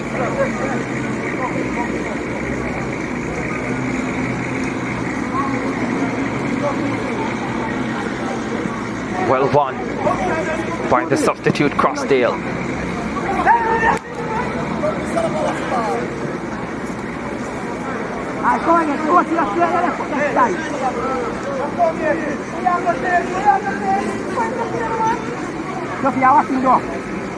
Throw coming up for White.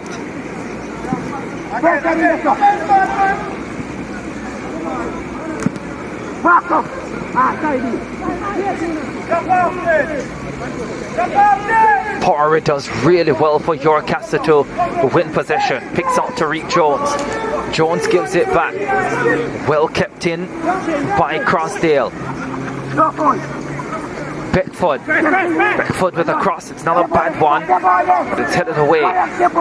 Comes back to Crossdale. Crossdale with a good cross, but it's well read and headed away from the mark.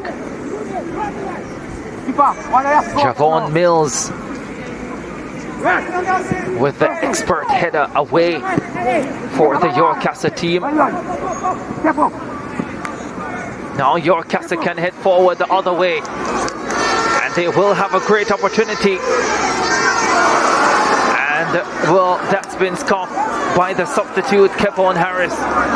Well, what an introduction that would have been had he been able to put that one away. And speaking of opportunities that strikers would love to have back, there's Exhibit A. Just lost. Oh, it's just a missed kick. Yeah, had gone away from the target first of all, and then just lost control. But nonetheless, it was excellent combination play by both of the two substitutes in Nolan and Harris. That might be a fruitful way to go forward for the rest of the game.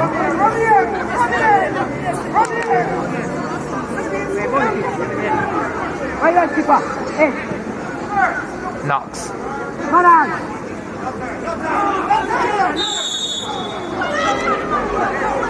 Call goes against Nolan, the Yorkcastle substitute, and it's Sharif Ricketts, who has been pushed around in this contest so far. The Seaforth number 8 has 5 goals to his credit this season, but on the evidence of what we've seen so far, it doesn't seem as if he will add to that, but we still have some time to go, so you just never know. Free kick coming up. And here he's over. Will he go for goal? Ricketts delivers a good ball into a dangerous area, and the goalkeeper eventually does well to gather. And now Yorkcastle can head forward. A little bit slow in going forward.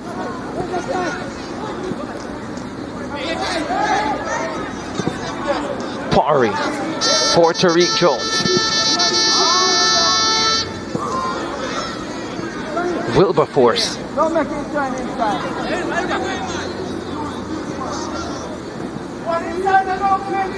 Mills. Now Wilberforce again. Mills deciding to turn the ball all the way back into defense. Picked up by Travis Gordon. Gordon has Tariq Jones on the left. Oh, Jones does brilliantly to keep the ball in place. Skips around his marker and delivers a cross in, but it has too much weight on it and goes behind for what will be a goal kick. Top stuff that from the Yorkcastle team. Just needed a better delivery from Tariq Jones. Yeah, that was excellent build-up play by Yorkcastle there. Number 18, Travis Gordon, with an exceptional pass to his wing-back, taking out the opposing right wing-back for Seaforth, but unfortunately he wasn't able to get in a cross of enough quality to trouble the defense.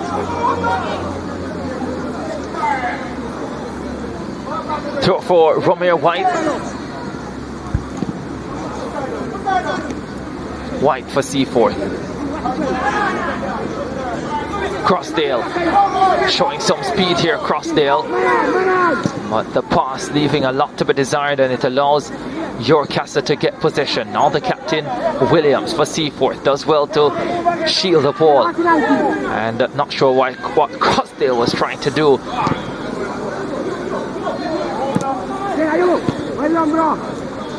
Seaforth would at least love to get a goal. Mills sends it forward for Wilberforce. Yorkcastle on the attack again. Harris the substitute waiting inside the box. So too Nolan. And he tries the left-footed effort, does Wilberforce, and rightly holds his head. Yeah, since coming on, you can tell that he definitely wants a goal. He is Yorkcastle's leading goal scorer with 10. Since coming on, he's definitely been trying to get his shots off, taking on players, trying to make things happen. But yet to happen for him so far. but the substitutes definitely making an impact for your castle.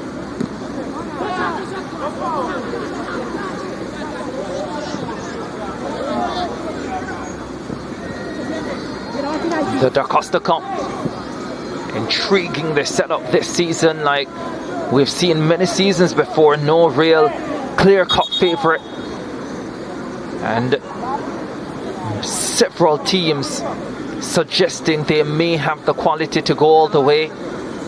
Of course, there's Clarendon College, you can never count them out. Glenmuir has looked decent so far this season. Dintil Technical, who we'll see later in our broadcast. York Castle here having a fine time. Garver Maceo, the defending champions. The Manning School, who got to last year's final. Can also look out for schools like William Nib, who will be seeing on SportsMax tomorrow as well. Yeah, they have their work cut out in the round of 32, locked at 0-all at the moment. So a lot of work for them to do just in this round to get to the last 16. Can also mention the Ben Francis Cup champions Edwin Allen. Very much in the mix. You can never forget St. Elizabeth Technical. Year after year tend to produce decent units. Last year they were beaten out on goal difference by the eventual champions Garver Maceo. So St. Elizabeth Technical would have found themselves unlucky. Here are the goals. Grizzly getting the first one in the 38th minute. An easy tap home. And then the second one coming from Ahir Dixon heading home from Kemar Knox's corner. The third one, a corner kick leading to a handball call. And a penalty which was tucked away by Captain Damani Miller. 3-0 for York Castle on the afternoon. 7-0 on aggregate.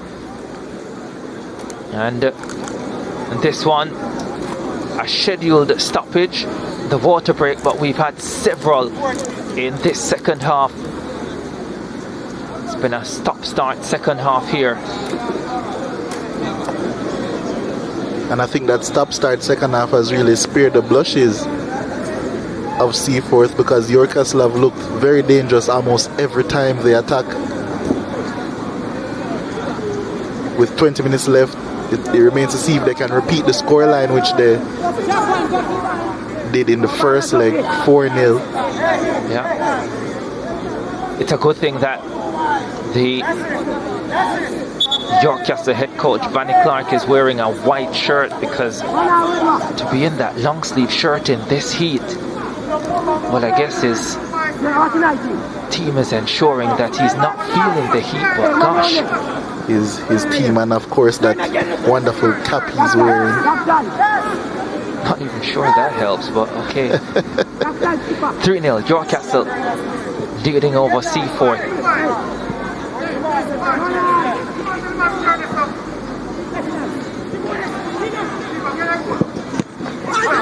There's a drive towards the target. The block is cleaned up. Important score coming in. Beaten finalist last season, the Manning School, leading Charlemont by a 1-0 in second half action. The Manning School 4-2 up on aggregate. So an important opening goal there for them in that tie.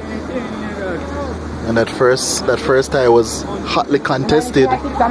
So getting that first goal in their tie will definitely push them on leaps and bounds to move on to the round of 16. They did get the opening goal in the first leg, but Charlemont did lead 2-1 before the Manning School came back to win it 3-2.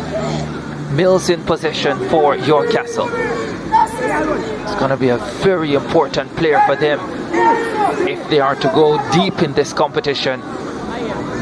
His input will be vital. Yeah, whenever he ventures down the right side and has time to put in a cross, they're usually quality. So that's definitely going to be a way for them to move forward, as we have 3 substitutions by York Castle here. Yeah, Jihari Williams, Alessandro Doshi, and Jaheim Douglas will all be making their way on. There's the number 21, Jaheim Douglas, replacing Rashad Pari.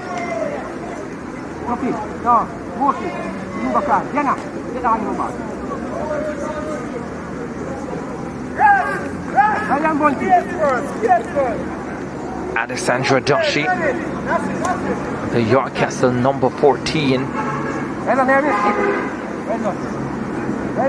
Also getting ready to enter the fray. He replaces Javon Harris. And the talisman we just mentioned, Javon Mills, will also be taking his leave, or not as yet. We're waiting on that substitution.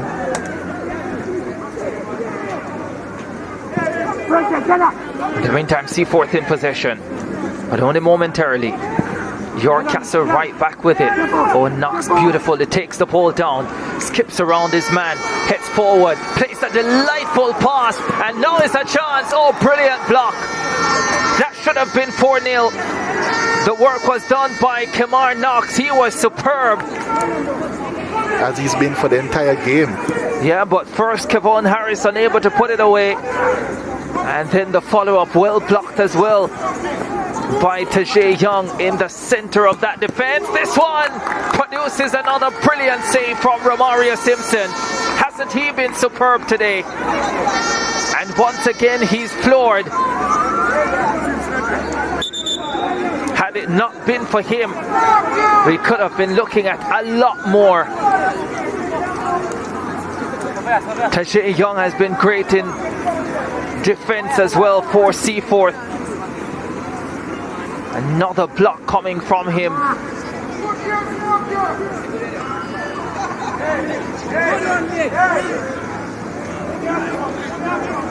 Terrific save at his near post. Denying. Shades of David De Gea there, using his feet excellently. Corner kick coming in.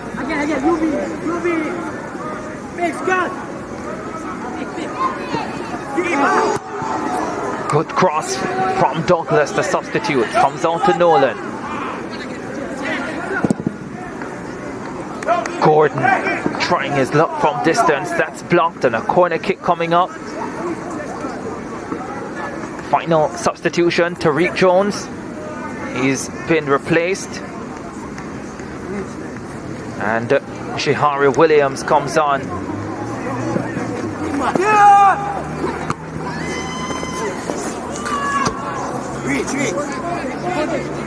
That's going to be a goal kick. But once again, Romario Simpson is down.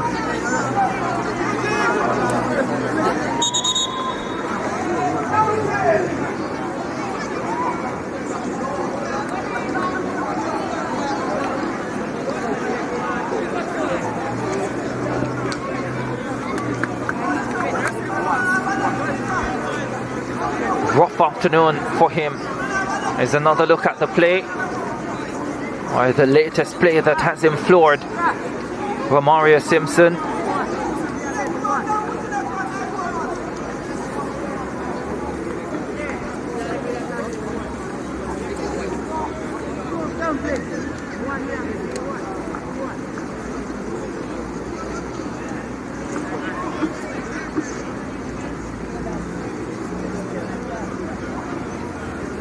We've seen a lot of Mount Pleasant interest around the York Castle setup.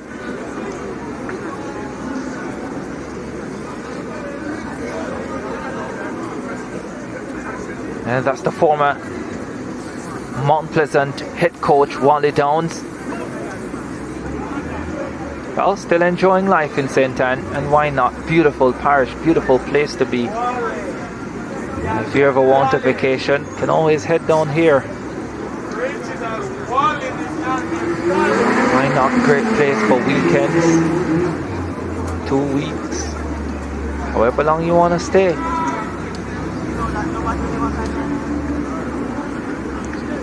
Don't think Seaforth will be staying very long, not here or in the competition. They're down 7-0 on aggregate. They might have nightmares of St. Anne after this afternoon. But once again, another lengthy stoppage, and it's going to be interesting to see how much time is added on at the end of this one. Honestly, I wouldn't be surprised if there isn't much. If the referee spared Seaforth a bit, seeing that the tie is already over. Yeah, might be a consideration. And I think they're also saying that they'll need to make a change in goal because Romario Simpson may not be able to continue here. His spectacular afternoon might just be ending.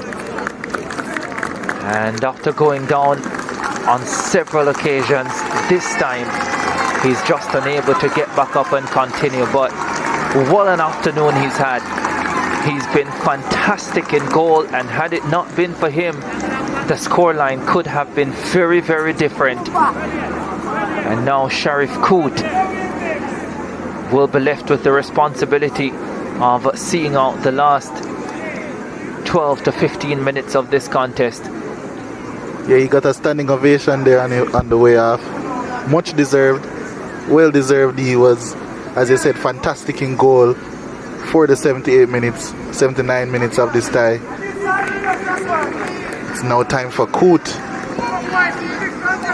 to show his skills for the remaining 10 minutes. The number one getting also a loud reaction from the crowd. But if there's one thing in Jamaica, they like big-boned sports personalities.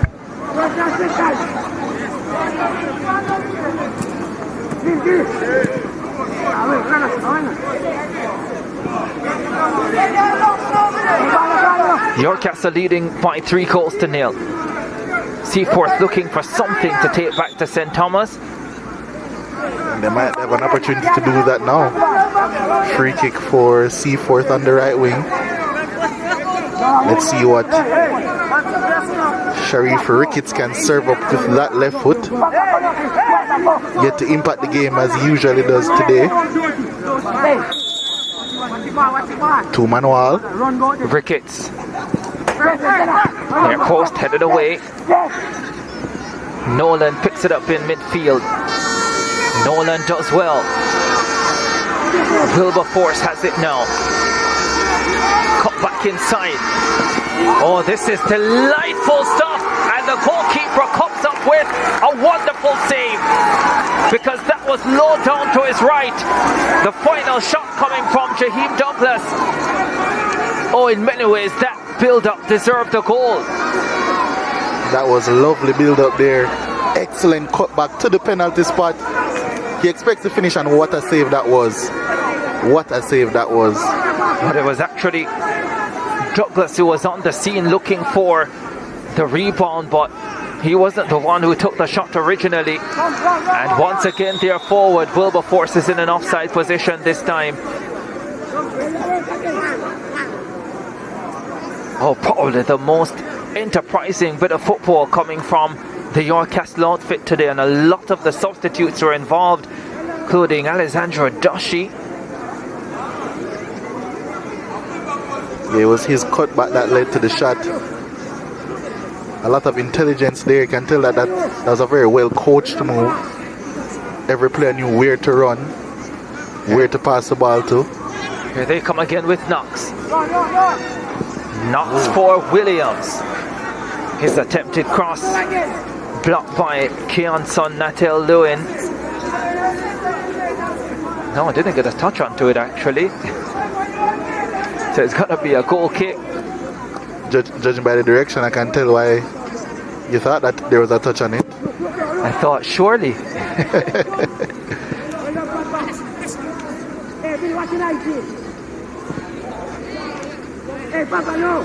Seaforth.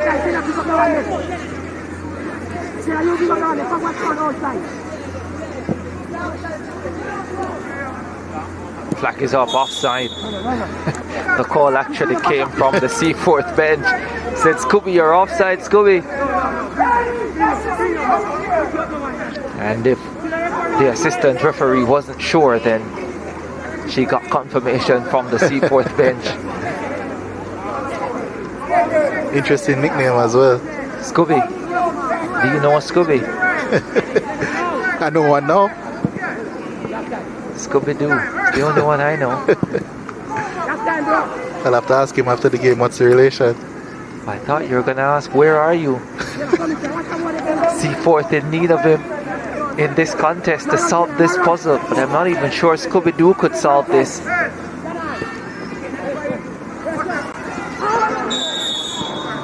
Your Castle have been meddling this whole game, and it's given Seaforth a free kick on top of the box here. Another aggressive challenge, the first yellow card of the game. Will they make use of this one? Well, Sharif Ricketts will be close to this, no doubt about it. The Seaforth number 8. Top marksman this season.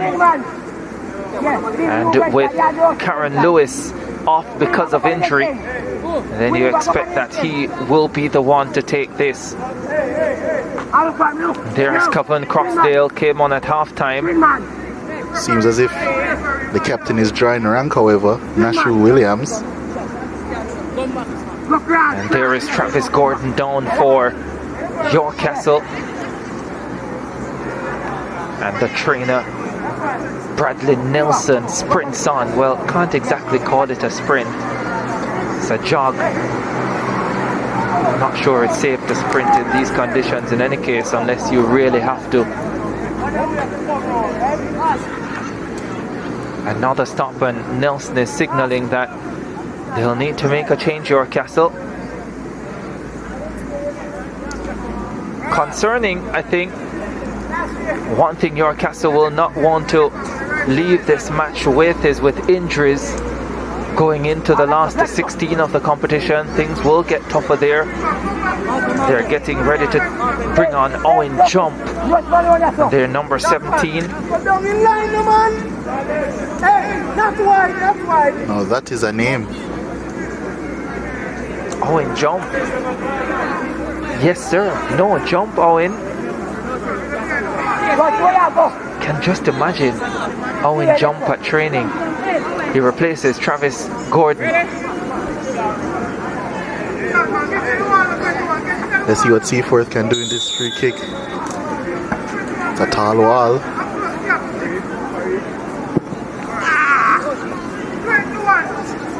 Yeah, needed a tall goal as well.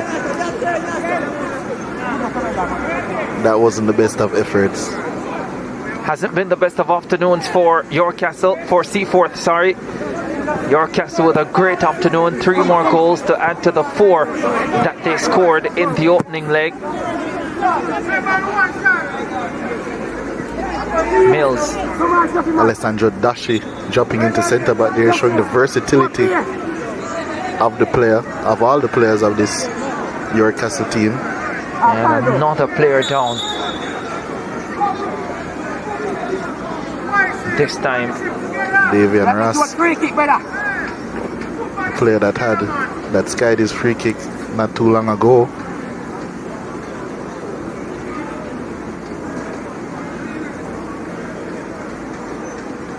Well, it's a good time to have a look at our SportsMax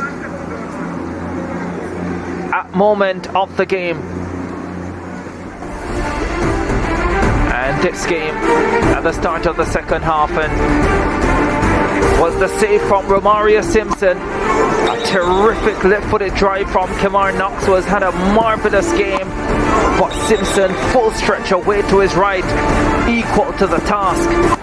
Fabulous save, fully deserving of being the SportsMax at moment of the game. Mind you, he went down, he was floored for a little while, and it took a while for him to get up. Was floored a couple other times, and then the last time just couldn't get up to continue.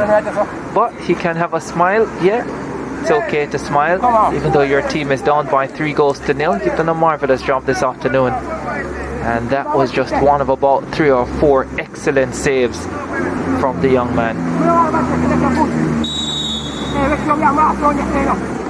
Free kick for Seaforth.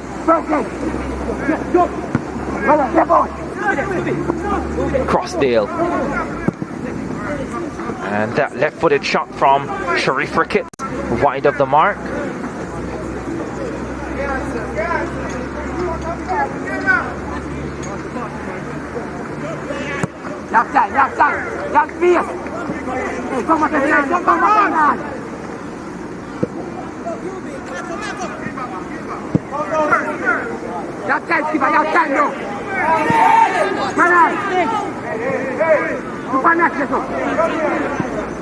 Closing stages of this tie. Yorkcastle leading the tie 7-0, 3-0 on the day. James Douglas spreads it right side. Wilberforce.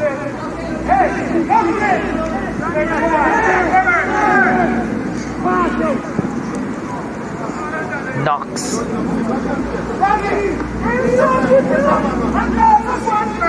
Gets taken down, wins the free kick. He's been a constant thorn in the side of the Seaforth players today. Excellent skill at all times. Really unlucky not to get a goal so far. Nolan.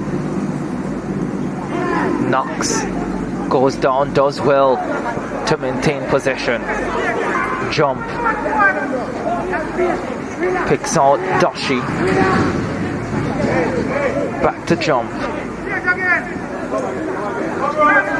I hear Dixon scored the second goal. Wonderful header.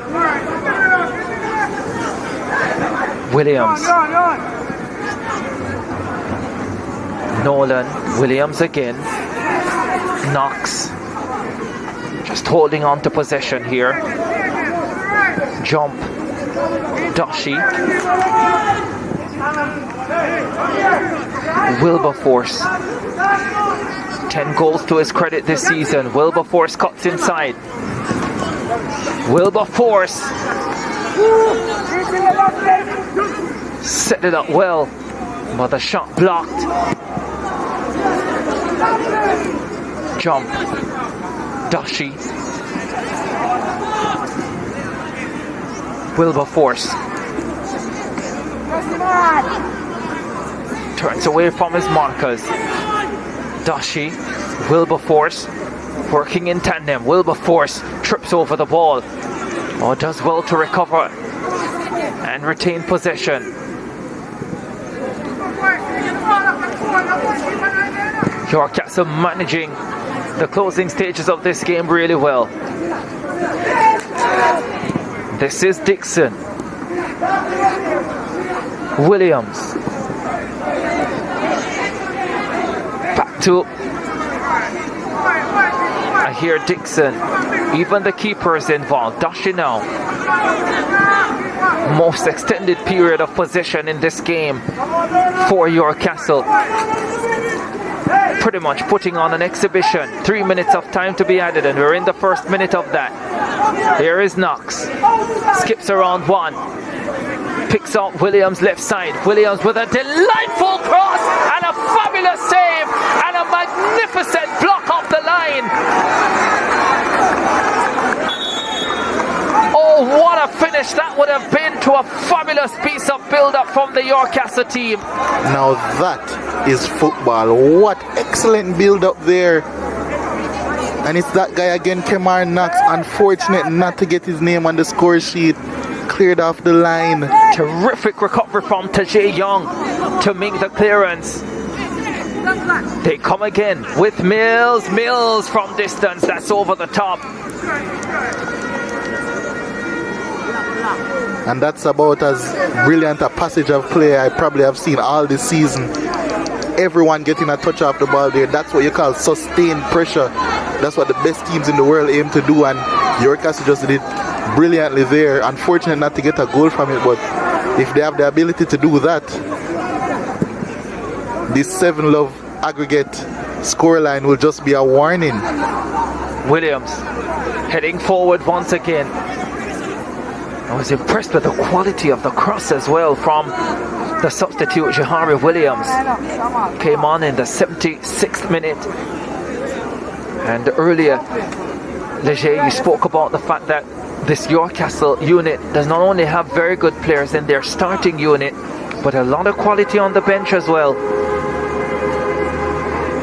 Really interested to see how they go forward in this competition. We are in the closing seconds of this contest. Can they get a fourth? Nolan.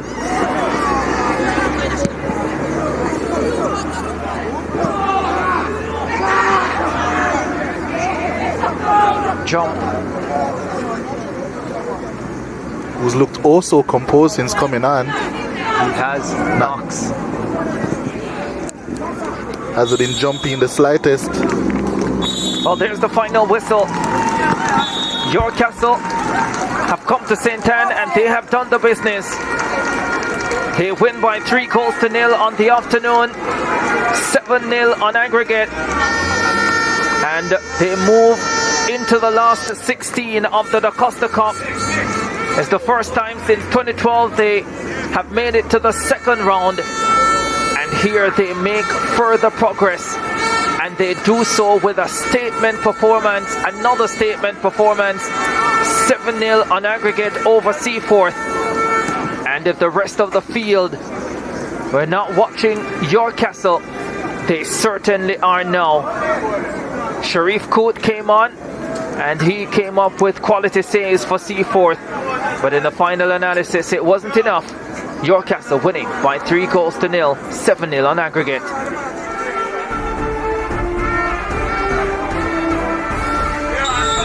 Let's go through the full highlights of this contest then. Yorkcastle on the front foot early. Grizzle with the pass to Kamar Knox. Knox's left-footed shot over the top. Lovely cross this coming in from Javon Mills. Falling for Grizzle. And then the final effort from Javon de Clark. Going just wide of the mark. That was close. They kept coming. Yorkcastle kept putting the pressure on. That was a delightful pass from Knox, but Grizzle's first touch letting him down, and goalkeeper Amaria Simpson getting there first. One of 2 shots in the first half for Seaforth. It was over the top, and that one came off Harris. This was a lovely left-footed strike from Kamar Knox. Initially had it on the right foot, then switched it to the left. This corner kick headed on, and here Dixon couldn't keep it on target, but then in the 38th minute, Javon Mills, who had been given a lot of room to operate on the right side, Mount Pleasant Academy product, with a wonderful cross. The shot taken initially by Javon Harris, and the follower poked home by Rakeem Grizzle, 1-0.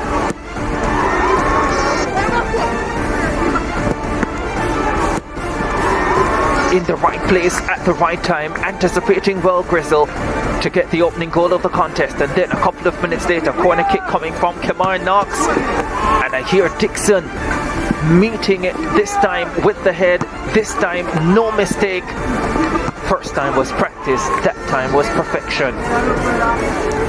And they went into the second half with that lead intact, 2-0, and they started the second half just how they ended the first, with a goal, this time by a penalty by their captain Miller, tucking home, and after that it was just cruise control. Tamani Miller making it look easy. He was thereafter substituted. Unique celebration. The chances continued to flow. There was another. Yeah, they really had a number of chances in the closing stages of this one. The substitute Kevon Harris with that left-footed shot, producing a brilliant save from Simpson. And then when Simpson came off, Sharif Coote came on in goal. That was a delightful cross from Williams, and the header producing a save. The follow-up from Kamar Knox, producing a block from Tajay Young, the Seaforth centre-back, who had a great game as well. Statistics. Shots for Yorkcastle 15, 8 of them on target, just 3 shots for Seaforth, none of them on target.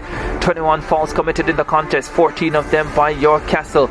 Yellow cards, just 1 going to a Yorkcastle player. 4 offside calls, 3 against Yorkcastle. Corner kicks, 10 in the contest, 8 of them going to Yorkcastle. 5 saves made by the 2 Seaforth keepers. And yeah, Yorkcastle with 56% of the possession, Seaforth with 44%. Gerard Morrisili is with the player of the match. He's from Yorkcastle. Thanks, Ricardo. I'm with Kimar Knox. Kimar, yeah. Oh, that is yours. Congratulations. Well done to you, young man. What do you think about your performance here today? Well, my performance is definitely good, I think, because I did well in the game. Could have been more better with a goal. And I think my team is glad with what I did out there, and the coaches as well. Yeah, well, you're through to the round of 16 now. How do you get yourself ready to face whoever you have to face next? Well, just keep it in, stay disciplined, focus. Put out good desire out there, so you know that the coach is going to be very happy with that, and stay comfort. All right, well, thank you and congratulations again, Kimar. Yes. Well done to you. Yeah, so that was Kimar Nuts there, the man of the match. And then now it's time to talk to Coach Lansdale Parry. Coach, end of the road for your team, but what was your overall assessment of this game? The game didn't go as I planned. I expected my boys to put some more effort into it, to do much more than we did. It didn't go that way, and that's why we are where we are. Yeah, well, we saw that your team was not pressing as you would have wanted them exactly. to. Why wouldn't they listen to? I guess they were listening, but energy levels, they were down for what I don't know. As I said before the start of the game, there are many limitations why certain things are not as good as they should. I'm not going to use them as excuses. What we are going to do, we are going to try to build on what we have this year for next year and see where it takes us. All right, well, what positives can you take from this season? We have a young team who qualified for the second round. We came here and play against a well-oiled machine in terms of York Castle. So hopefully we can learn from that and take it to our game next year. All right, Coach, well, thank you. No problem. Yeah, that was Coach Lansdale Parry there from the Seaforth team. Let's have a chat now with Coach Vanny Clark. Coach, you're through to the next round. Were you happy, though, with the performance from your team here today? Bits and pieces of it. I thought that we could have controlled it a lot more. We were a bit rushed in the first period. I thought that we were much better in controlling the tempo of the game in the second half. We started out like we needed to score 4 to go through, as if the fixture was poised in a different way. So that caused us to be not of the quality that I wanted us to be in the first half, but we got better as the game went on, and certainly we finished the game strongly, and I feel good about that aspect of it. We saw that you made a lot of changes in the second half. Was that because you were comfortable with where the team was and you just wanted to give the boys a rest because of conditions? Well, it's a little of all of the above. We wanted to give some of the other players a rest. We were safe in terms of the scoreline. We didn't think that the players going out there, absolutely no doubt that they would go out there, and if we needed to push, they could have pushed. So it's about giving some a rest, giving experience to others, ensuring that we are saving legs as well, and getting everybody in the rhythm and ready to move on to the next round. Well, you're not sure yet who you have to play against in the next round, but how do you prepare for that next game? Well, we do what we always do. We work technically, we work tactically, we try and get the kids up psychologically, and we do rest recovery now, and we'll be ready for Saturday. It's a tough road, but we expect to keep playing. Thank you so much, Coach. Thank you so much. So York Castle hoping to break new ground. They have gotten into the last 16 of the DaCosta Cup. A 3-0 victory over Seaforth today, a convincing one as well. 7-0 on aggregate in this tie, and they are sailing smoothly through. Vanny Clark and his boys, no doubt delighted. A lot more work to do, but they have been brilliant in getting this phase of the competition out the way. York Castle through to the last 16. More to come on ISSA Schoolboy Football from St. Anne in Jamaica.